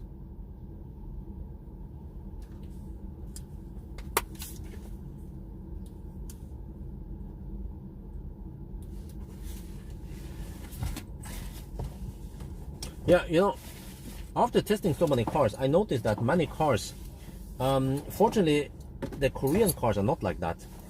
Like Kona, you know, you can be in eco mode in Kona. And vacation, I'm not sure yet. Maybe to Bled, but not as far as Croatia this time. But maybe Bled will be the final destination, along with some places in Switzerland, and we'll see. In Berlin, most likely. But Kona, Niro, even in eco mode, they just change the throttle response a little bit, and then when you floor, you still get all the power. That's the way I like it. But some cars, I don't remember which one, you have to be in sport mode to get all the power. If you don't use sport mode, then oh shit, this is also a little bit clumsy. Sure, another thing I noticed is that sometimes when I do this, no, I just want to have a natural resting point instead of pressing here. So I rest here, right? But sometimes I accidentally press, I pressed this one, which is seat heater, and then I suddenly noticed that the seat was getting hot. So yeah, if I notice this, it could mean that other people also run into the same problem eventually. So maybe this location is not the best design. I have used some other cars, the Stellantis cars. Yeah, maybe they are like that. Yeah, they have reduced power until you go into sport mode. But I don't remember. But some cars, I wonder if it was BMW or something. Then there is a natural resting point for your wrist when you use the touchscreen. Because especially when you're driving, if you want to pinpoint something very accurately, this motion here is too inaccurate. But if you can lock down something, then you can have way better precision. But this solution here doesn't have enough. It doesn't have any natural resting point, unless you can maybe rest your elbow here somewhere, but you have to be careful so you don't accidentally bump into something else here. Then you can do something like this, and then you might be able to get slightly better precision. In Tesla, what I do is that I usually hold the edge of the screen, and then I get better precision while driving.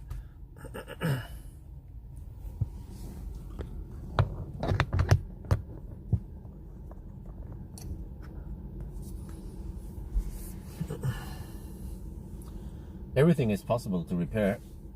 Yeah. Seat is a haptic. Oh, okay, here we have physical button. Well, that's slightly better at least.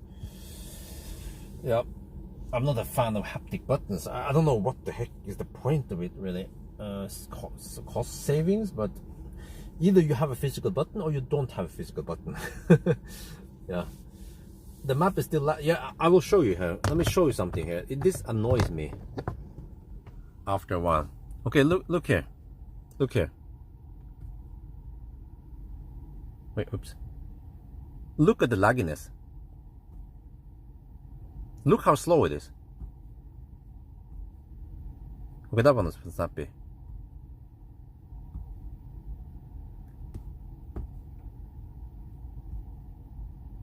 You see that half-second delay?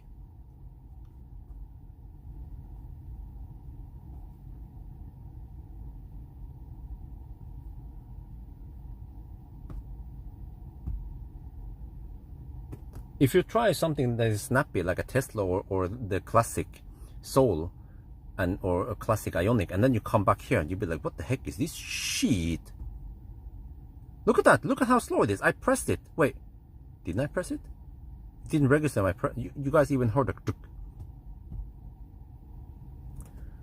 the... Seriously?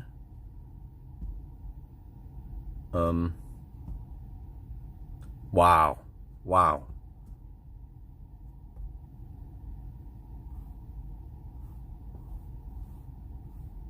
Yeah, this is not smooth. I don't know about you, but in 2023, this is not smooth. In a Tesla or a Polestar, it is way smoother. So yeah, sometimes I find myself doing this because I want to pinpoint. For example, practical example. Let's find Spekkerud. Well, let's start from here. Let's find Spekkerud on the map. Okay, zoom out, zoom out. I know roughly where it is. Göteborg, okay, it's here. Zoom in, zoom in. Look how laggy it is.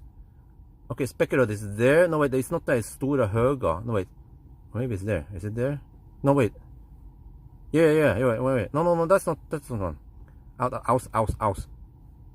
It's supposed to be slightly further south. Wait, where? Huh? Was it that one? Maybe it was that one, but the charger doesn't show up, so I become unsure. Yeah, it was that one. You see how far I need to go in before the charger popped up? Look at that. Okay, yeah, that is Spekkerud. Okay, but then let's say if I change my mind, I want to go to Varberg instead. Show you how crappy it is, or not snappy it is. There's Varberg. Okay, Varberg. Zoom in. Okay, zoom in. Okay, we found something there. Eventually, when you zoom far enough in, you will find it.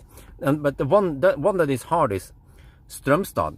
There's some location that is not that easy. I know this one because I've zoomed in so many times on many maps. But if you're not entirely sure where you're supposed to go, then it becomes really hard to find it because the charging stations are not showing up early. So I want to find Strömstad, Holland. You see, Strömstad doesn't even show up. I have to zoom in further. Then I start recognizing something. Wait. You see how clumsy it is for me? Strömstad, okay. I should be a ninja because I drive this route up and down. And then I have to try to find that exit for this one. I recognize it now because I've seen it so many times. But if you don't know this, route, then you are struggling big time to do the map thing here. But in a Tesla, you can just show chargers and it will pop up in the map. We found it. Yeah.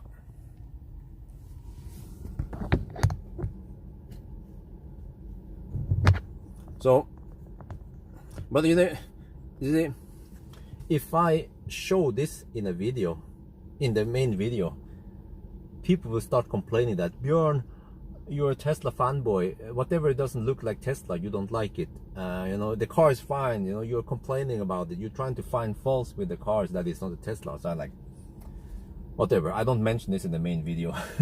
There's too many crybabies out there. But I just noticed that it's annoying sometimes when I use it, and I was like, huh? What? because many other cars, not only Tesla, but many other cars, I wonder if it was BMW or I don't, Mercedes or something, like when you zoom in, after you don't have to zoom in that far, you will suddenly start seeing chargers. Oh, and then it's way easier to find it. But I don't like maps where you have to zoom really far in to see the chargers. What is the point of that? You know, you can just zoom out. I mean, even if you zoom out and you see many chargers, no problem. Okay, so you don't want to see too many chargers when you zoom out, because that would be too cluttered. But the problem here is that you zoom really far in, and then you see one charger or two chargers, and like, okay, you might as well have shown those chargers way further out, something, right? Or even better, if you have some grouping, you know, you have those bubbles that you group together, which is very common user interface nowadays. So, yeah.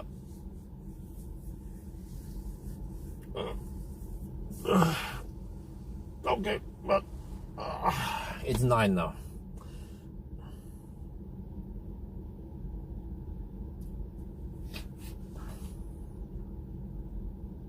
Yeah, the thing is that you don't realize how crappy this one is until you use a Tesla Model 3 or Model Y, or even especially Model 3, Model Y, or the new Model S or X.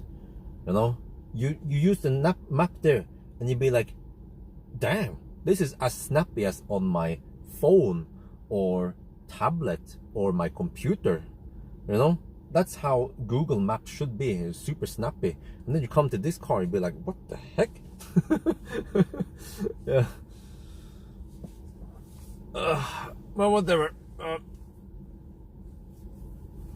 I think I already bitched about this in the Ioniq 6 video.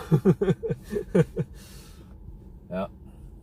But also, on the other hand, I think it's not critical. People who consider this car, they won't decide that, oh, it has annoying bad map, I will not buy this car. They are probably interested in range, power, space, and the map here is just a thing that most people might not care about anyway. So yeah. No, like I said, I have limited time, and I will most likely not go to Croatia, but I guess it depends on the girls. If you want to go Croatia, then we have to skip some other parts of Europe, which we probably will do anyway, because we are not interested in revisiting Paris and such. So it depends on the girls, pretty much. Yeah. But okay, I need to do my shit. Oh, okay. Luckily it didn't. You know, every car has a Bermuda Triangle, which is the gap between the seat and the center console. Like, I have lost so much stuff in there. RFIDs, phone cards, food in there. Many cars, press cars, I see some breadcrumbs there, and it's impossible to get it out. Yeah. But okay, anyway, let me do the thing I'm supposed to do, and then I get the heck out here. I'm supposed to shoot an end shot.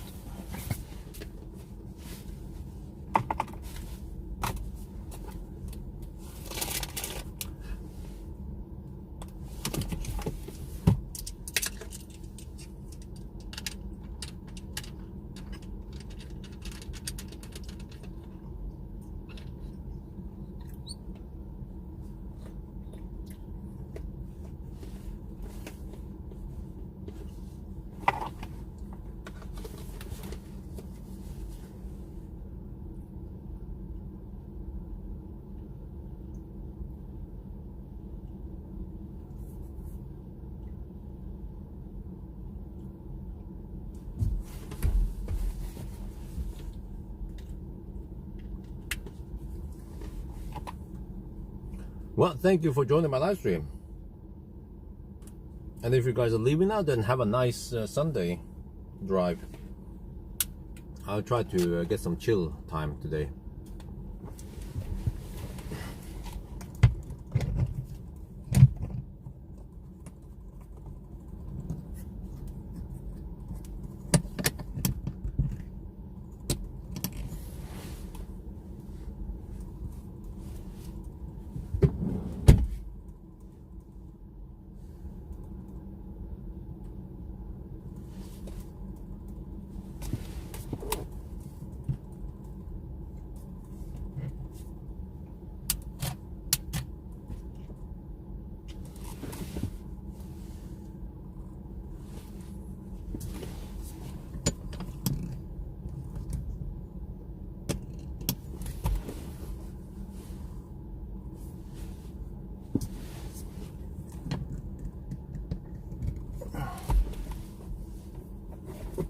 add some, I need to control the light here. Add some shades here. This is why eventually I want to do this in the garage in a new house. We have more even light. Wait, what if I add more light above? Will that ruin things, or? Actually no, it's okay. Yeah, it balances things better.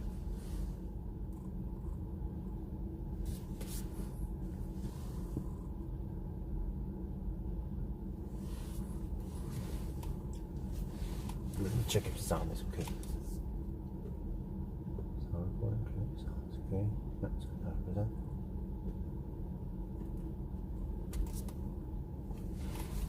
Wait, I need to prepare the spreadsheet so I can talk about it. Wait, can you guys tell me, the regular EV6, does that one have ventilated seats? Sometimes I feel a bit sweaty here. And that one had memory seat, right? And wasn't it?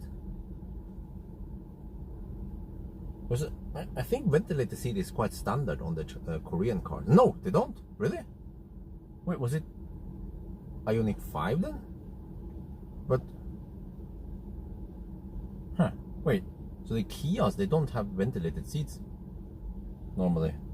I remember classic Ioniq had it, and yeah, many of the Korean cars, they have ventilated seats. But I wonder, this one, is it the top of the crop, or is it like a stripped down EV6 GT?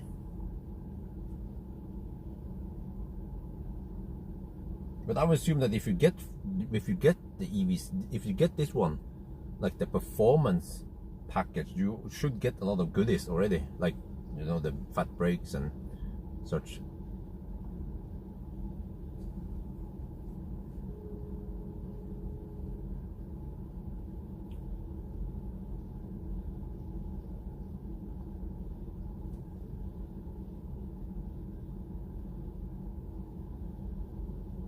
Okay, so it was 263. This time it was 305. Yeah, so it's roughly 40. It's actually 42 watt-hour per kilometer difference here, and that actually makes an impact.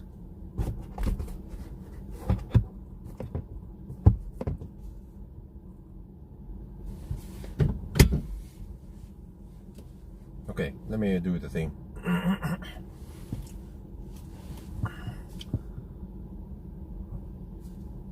Okay, so if you look at the list here, what happened here? The regular EV6 was even at colder weather, and it was 5 minutes faster. Why was this one so slow? Well, it boils down to efficiency, because this car, for some reason, is thirsty. The difference is actually 42 watt-hour per kilometer, or in other words, 42 kilowatt-hour extra energy needed. And you can do the quick math here. Let's say when we unplug, we have 160 kilowatts. We can't look at when we have low state charge. We have to look at when we're supposed to unplug, right?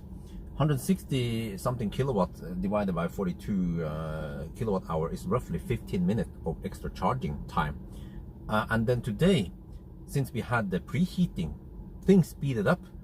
And then most likely the EV6 run there was done with some Colgate, and we lost maybe as much as 10 minutes because of Colgate. But today we were slower because this car is thirsty. What I'm saying is that if we would redo this test tomorrow with the EV6 that is not a GT, it would be more efficient, most likely, and it would be, I don't know, I'm guessing maybe 945 something, and then suddenly we are suddenly in the Tesla league here.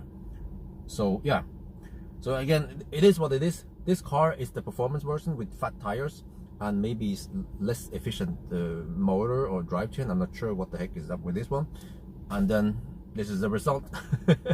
But what do I think about the car? You know, when I was driving in the 120 zone, the car felt dead stable. It was as if Kia have tuned this car for high speed. Some cars might not feel that stable. For example, Model 3, from what I remember, once you go close to 200, well, I didn't go that fast, but you know, once you go to 200 kilometers per hour, it feels a little bit unstable sometimes.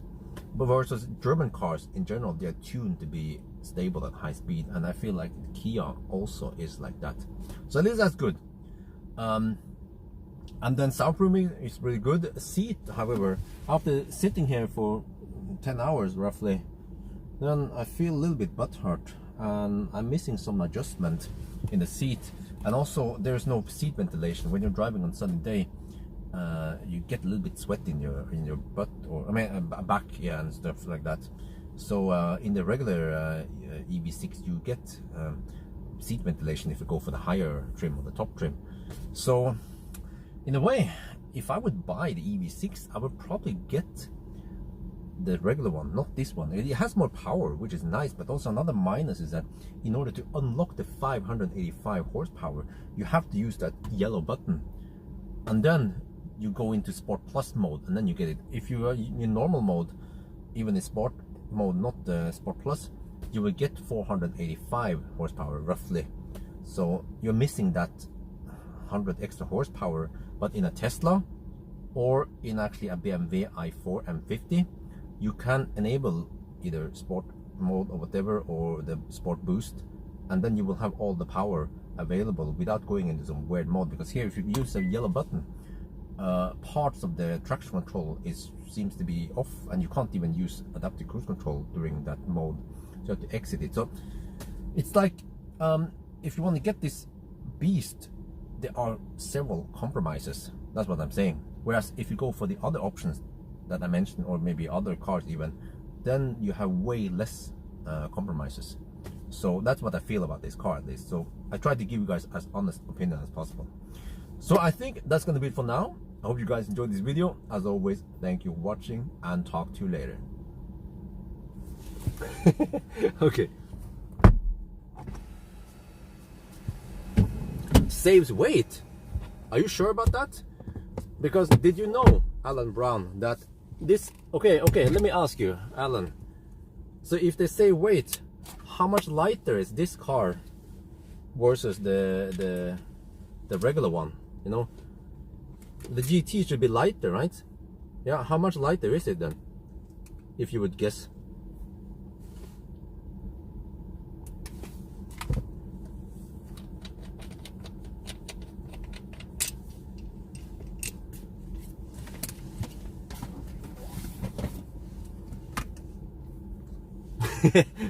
No, actually it's 60 kilograms more.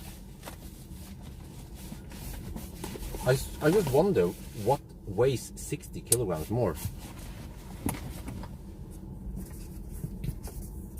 Wait, I don't need to do anything else here. Well, unless I can do a driving impression. Yeah, I could do that tonight.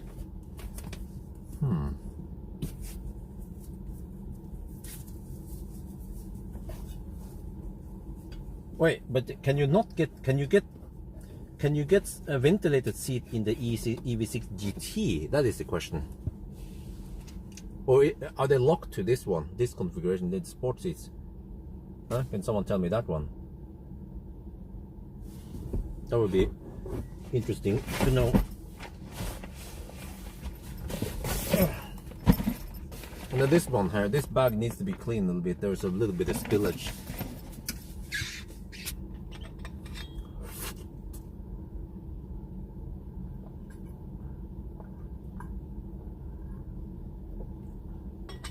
Not available for, so you are forced to get this bucket seat.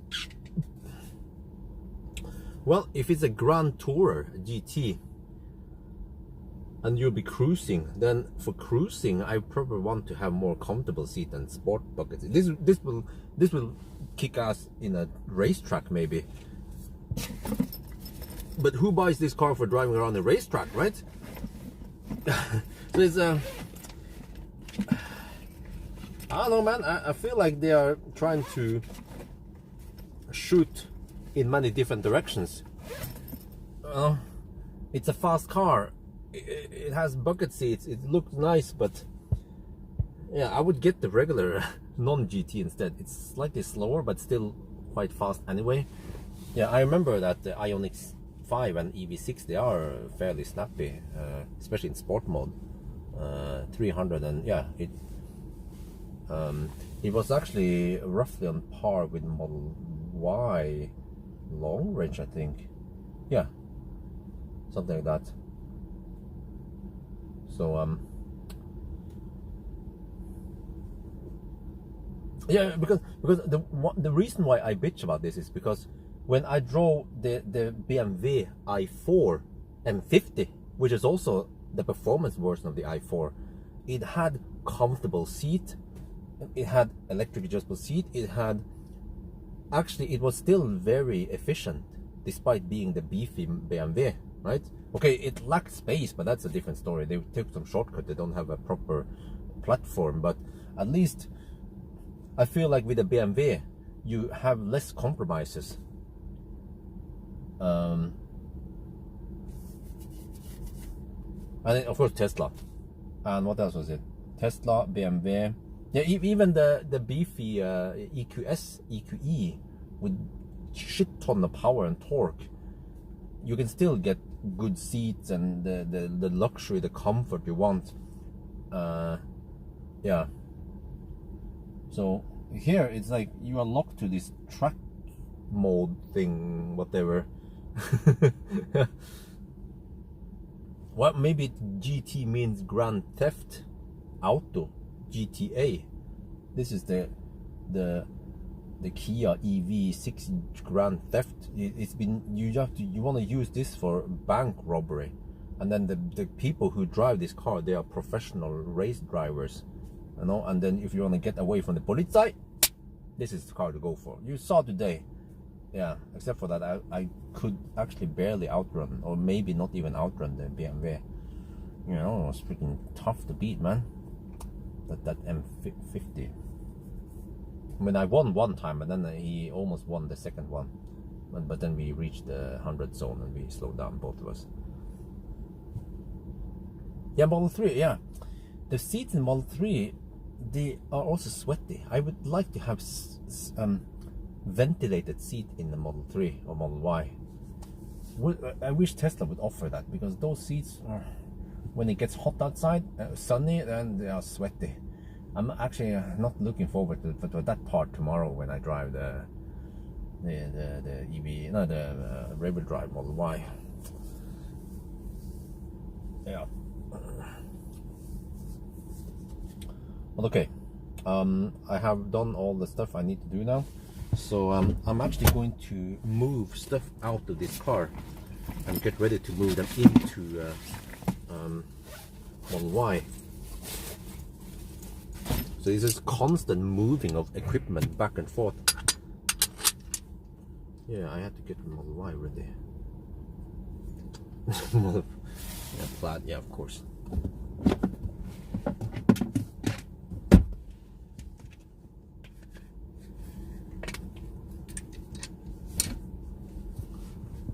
But this, you know,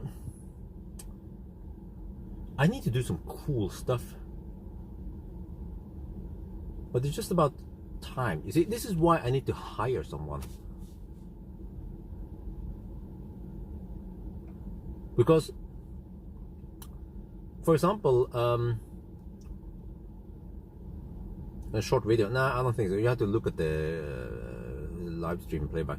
But you see, I always wanted to do this just for fun. You know, just this is all about fun. Like, for example, the Model Y performance that Marcus asked me, hey, should we do something fun with it? Well, now he has actually sold the car, so he wants me to quickly test it and then he can deliver it to the buyer. But if you want to do something fun, even the Model 3, especially a Model 3 performance, we go to Vålebanen, or yeah, Vålebanen, since I know enough, right? We go to Vålebanen and we drive around the track. But then I need to arrange this with police, and we will have a police car chasing me down. I always want to know, can a noob driver like me outrun the police car? And the police car would be in typical Passat Fossil or something, right? So if we just take, I will, I guess, be in track mode, but then have lots of stability to help me, stability control, and then just see if I can outrun the police, or if the police will be right behind my back all the time. You know, that would be interesting. That would be a pretty fun video. And in order to get that one done, first of all, I need to get the police car and maybe pay the police to get over there and do the thing, you know, because it has to be a real police car, not just fake police, you know. And then ideally I need to have a co-pilot who can take drone shots while I'm driving. So it will be fun. I have the idea here, but it just needs to be done, and you need to spend the whole day planning and going there and doing it. But it doesn't have to be there. It can also be on Skogen maybe, or somewhere else. Yeah. So I have lots of ideas that I don't know, like that 24-hour Neo challenge thing. But that boils down to if Neo wants to spend money and time, and if they're interested in it. Yeah. But they have to also provide the manpower and the car and everything, and then I can do I will be like the one doing the test, leading the test to make it valid, right? Or since I'm an independent reviewer. Yeah, in the of course not. So yeah.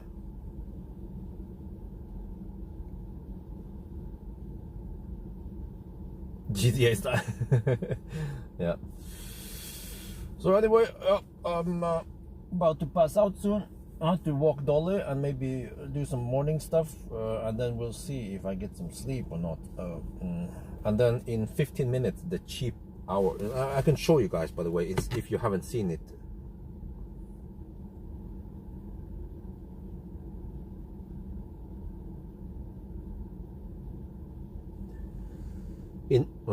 In 15 minutes, the electricity price will plummet.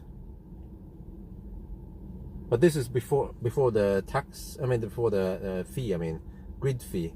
If you include grid fee, it will be 50 öre, which is still pretty good. And then the lowest one is here, 43 öre. But this is what I don't.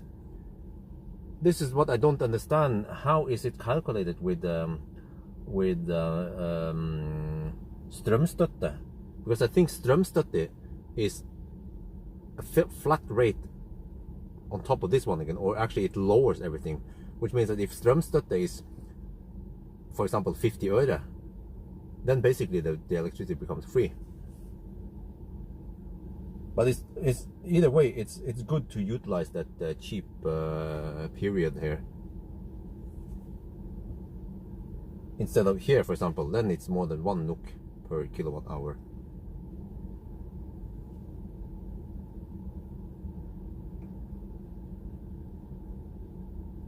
But you see, I can usually pull only around 10 kilowatts. If I pull more, then the system, I will blow the main fuse here. I've done it 2 times yesterday already, because wifey was washing clothes and the dishwasher was running, and then I was charging at 5.5 kilowatt here, or 25 amp. Yeah, and that was too much, and then poof. So the Tiber has this throttling, but it doesn't work on all the phases, so that's why if some of the phases are a little bit too much, then poof.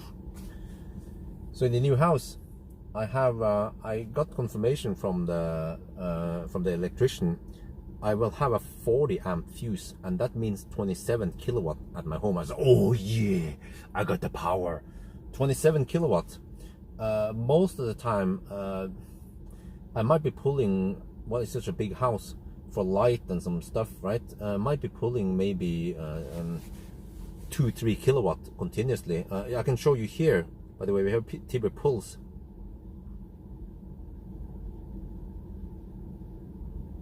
See, right now I'm pulling 300 watts only at this house, and it goes up and down.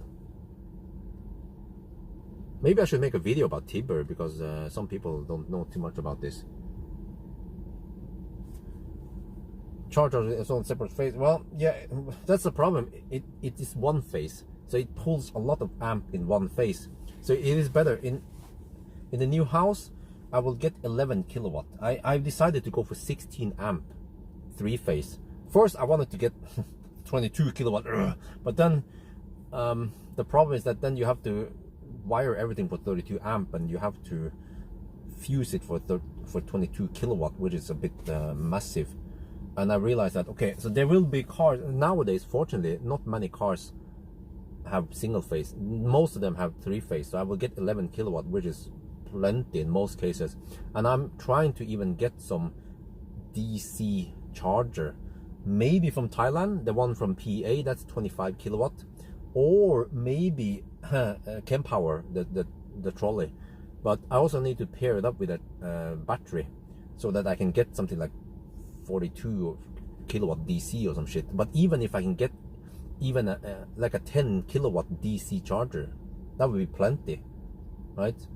Yeah, but there will be, like, if I get a classic Ionic, for example, or something, right? Older EVs, they will have single phase only. But fortunately, they also have fairly small battery, so it doesn't take that long to charge up the thing anyway, right?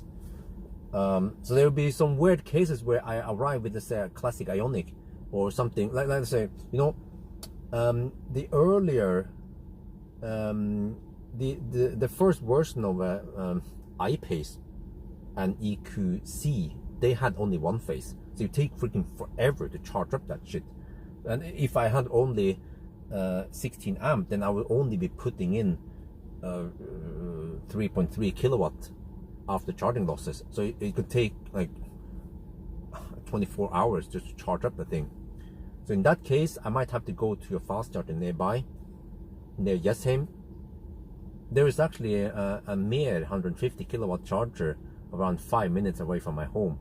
Yeah, actually in downtown Jessheim now. Yeah, so that one would work. But what I want, my wet dream, is to have around 50 kilowatt hour of Pixie battery paired up with Power trolley, which is, it takes in 43 kilowatt AC. So then I get a burst of 50 kilowatt hour, and I can also feed from my grid, right? So then I will be able to fill in maybe 60 kilowatt hour before I empty out the battery, something like that. That would be pretty cool. Yeah, that would also be pretty cool to show off and show what is possible. So maybe some companies like Marcus Bil or yeah, especially workshops now, repair shops like Nasir or somewhere, right? El Bilmek, they can have their own mini, like 43 kilowatt, 40 kilowatt DC fast charger at the workshop, and it doesn't have to cost that much, a couple of 100,000 NOK, but they write this off as company expense anyway, and they have I think they have to write it as avskrivning, yeah, per year, something like that. So they can also write this off as expense and get tax reduction, and they can then fast charge fairly fast at the workshop. So yeah, and I will be just like a test ground, or a place where I can show off this cool tech, what is possible. Yeah, so it's like a mini anywhere, yeah, kind of. Yeah. But it will also benefit me time to time.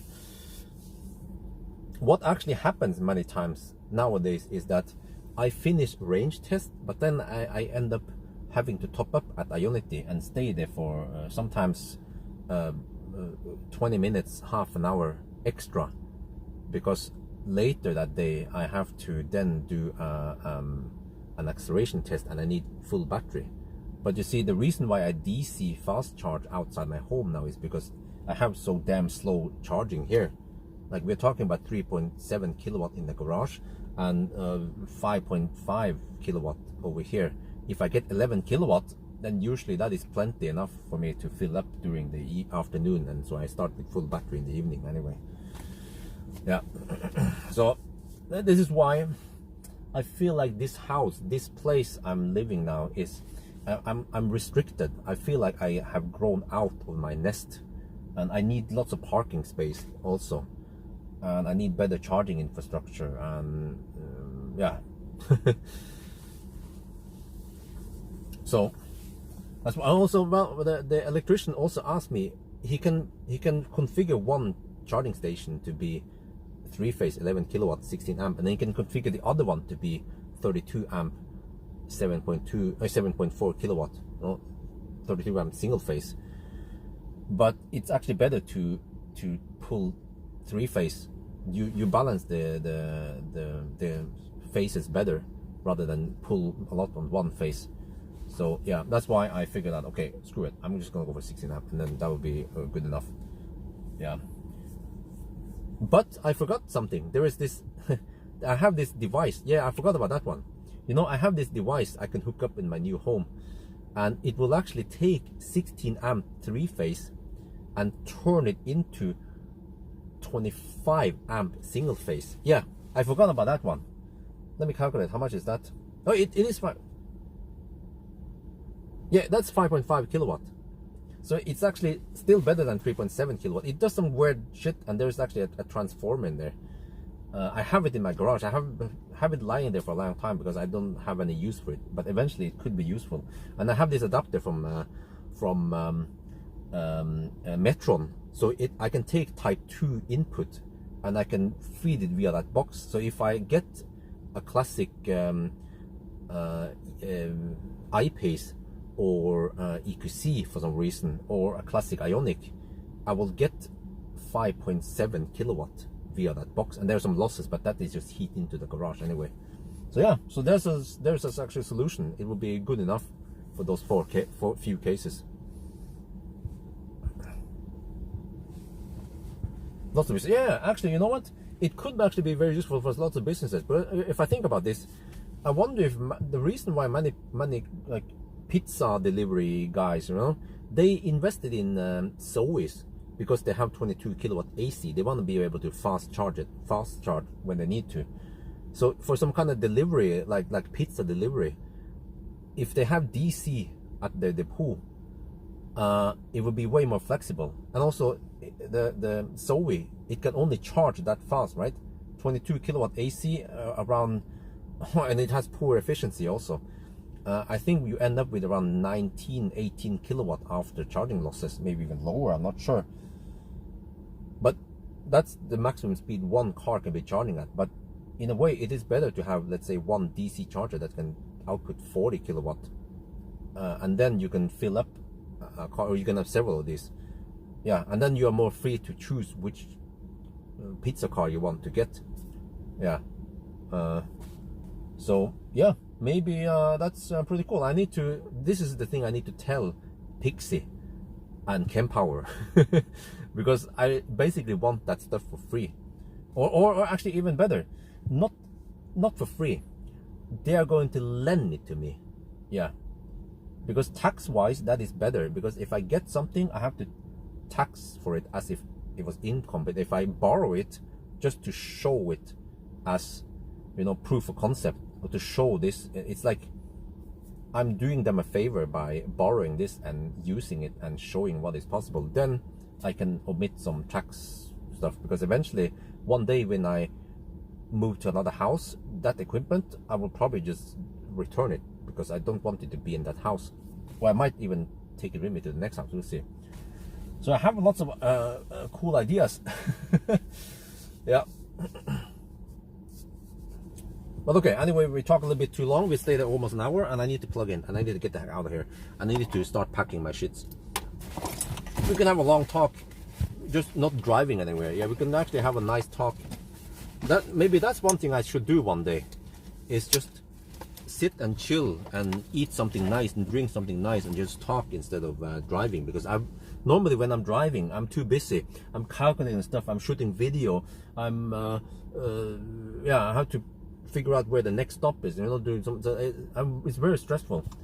But normally when I drive, let's say to the Arctic Circle, it's way more chill. We don't have to time anything. We don't have to care too much about how much time we spend. So yeah. And actually the runs, the drives, when I also, once I start taking those road trips solely for shooting those 4K also there I will be way more relaxed because there's no time attack, no time calculation, deduction or shit like that. So yeah. But actually, you know, when we live stream like here in the car stationary, this is very safe. We don't risk anything. I can sit here and I can read the message safely, but when we are driving, there's always a risk, you know. You have to look there. Like if I'm looking there and a freaking moose comes at night, right, at the wrong time. Think about this. The moose that I was actually sitting here eating some food, and then I saw the moose and I reacted. But think if I was reading someone's very long chat. It's like, hey Björn, I love your videos, can I ask you a question? Have you ever considered what, you know, like if I'm like, what is the guy saying? And then there's lots of grammar errors, and be like, what is he trying to say? And then the moose is there, boom, you know. And that's one thing I hope will never happen. Yeah. Yeah, eating pizza, of course. Okay, it's 10 now, we have to plug in.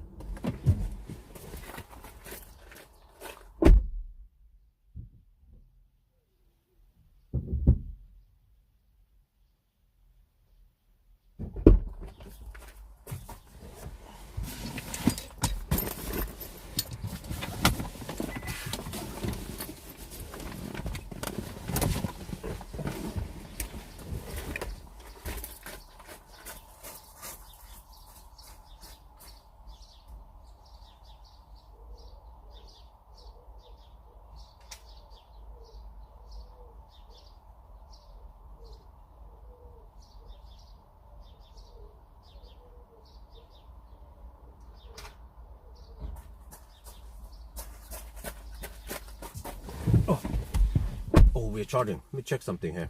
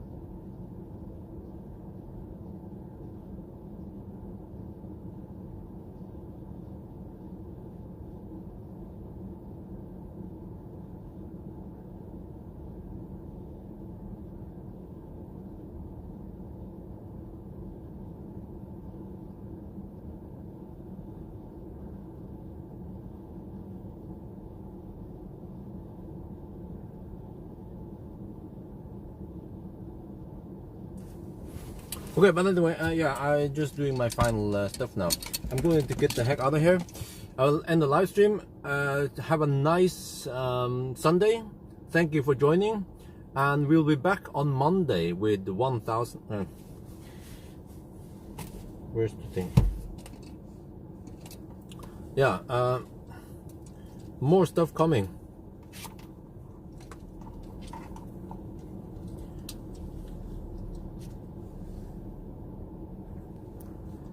let's not forget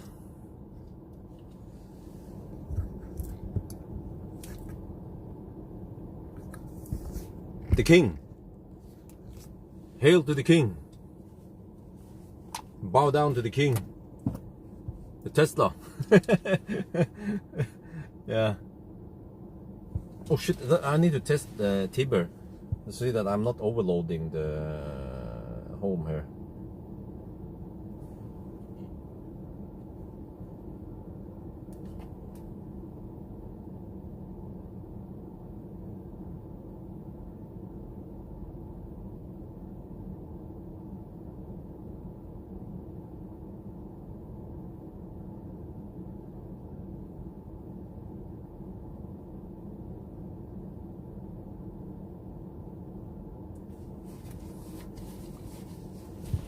Okay.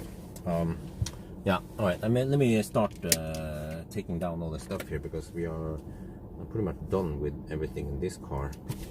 Yeah. Okay. I need to do a cleanup.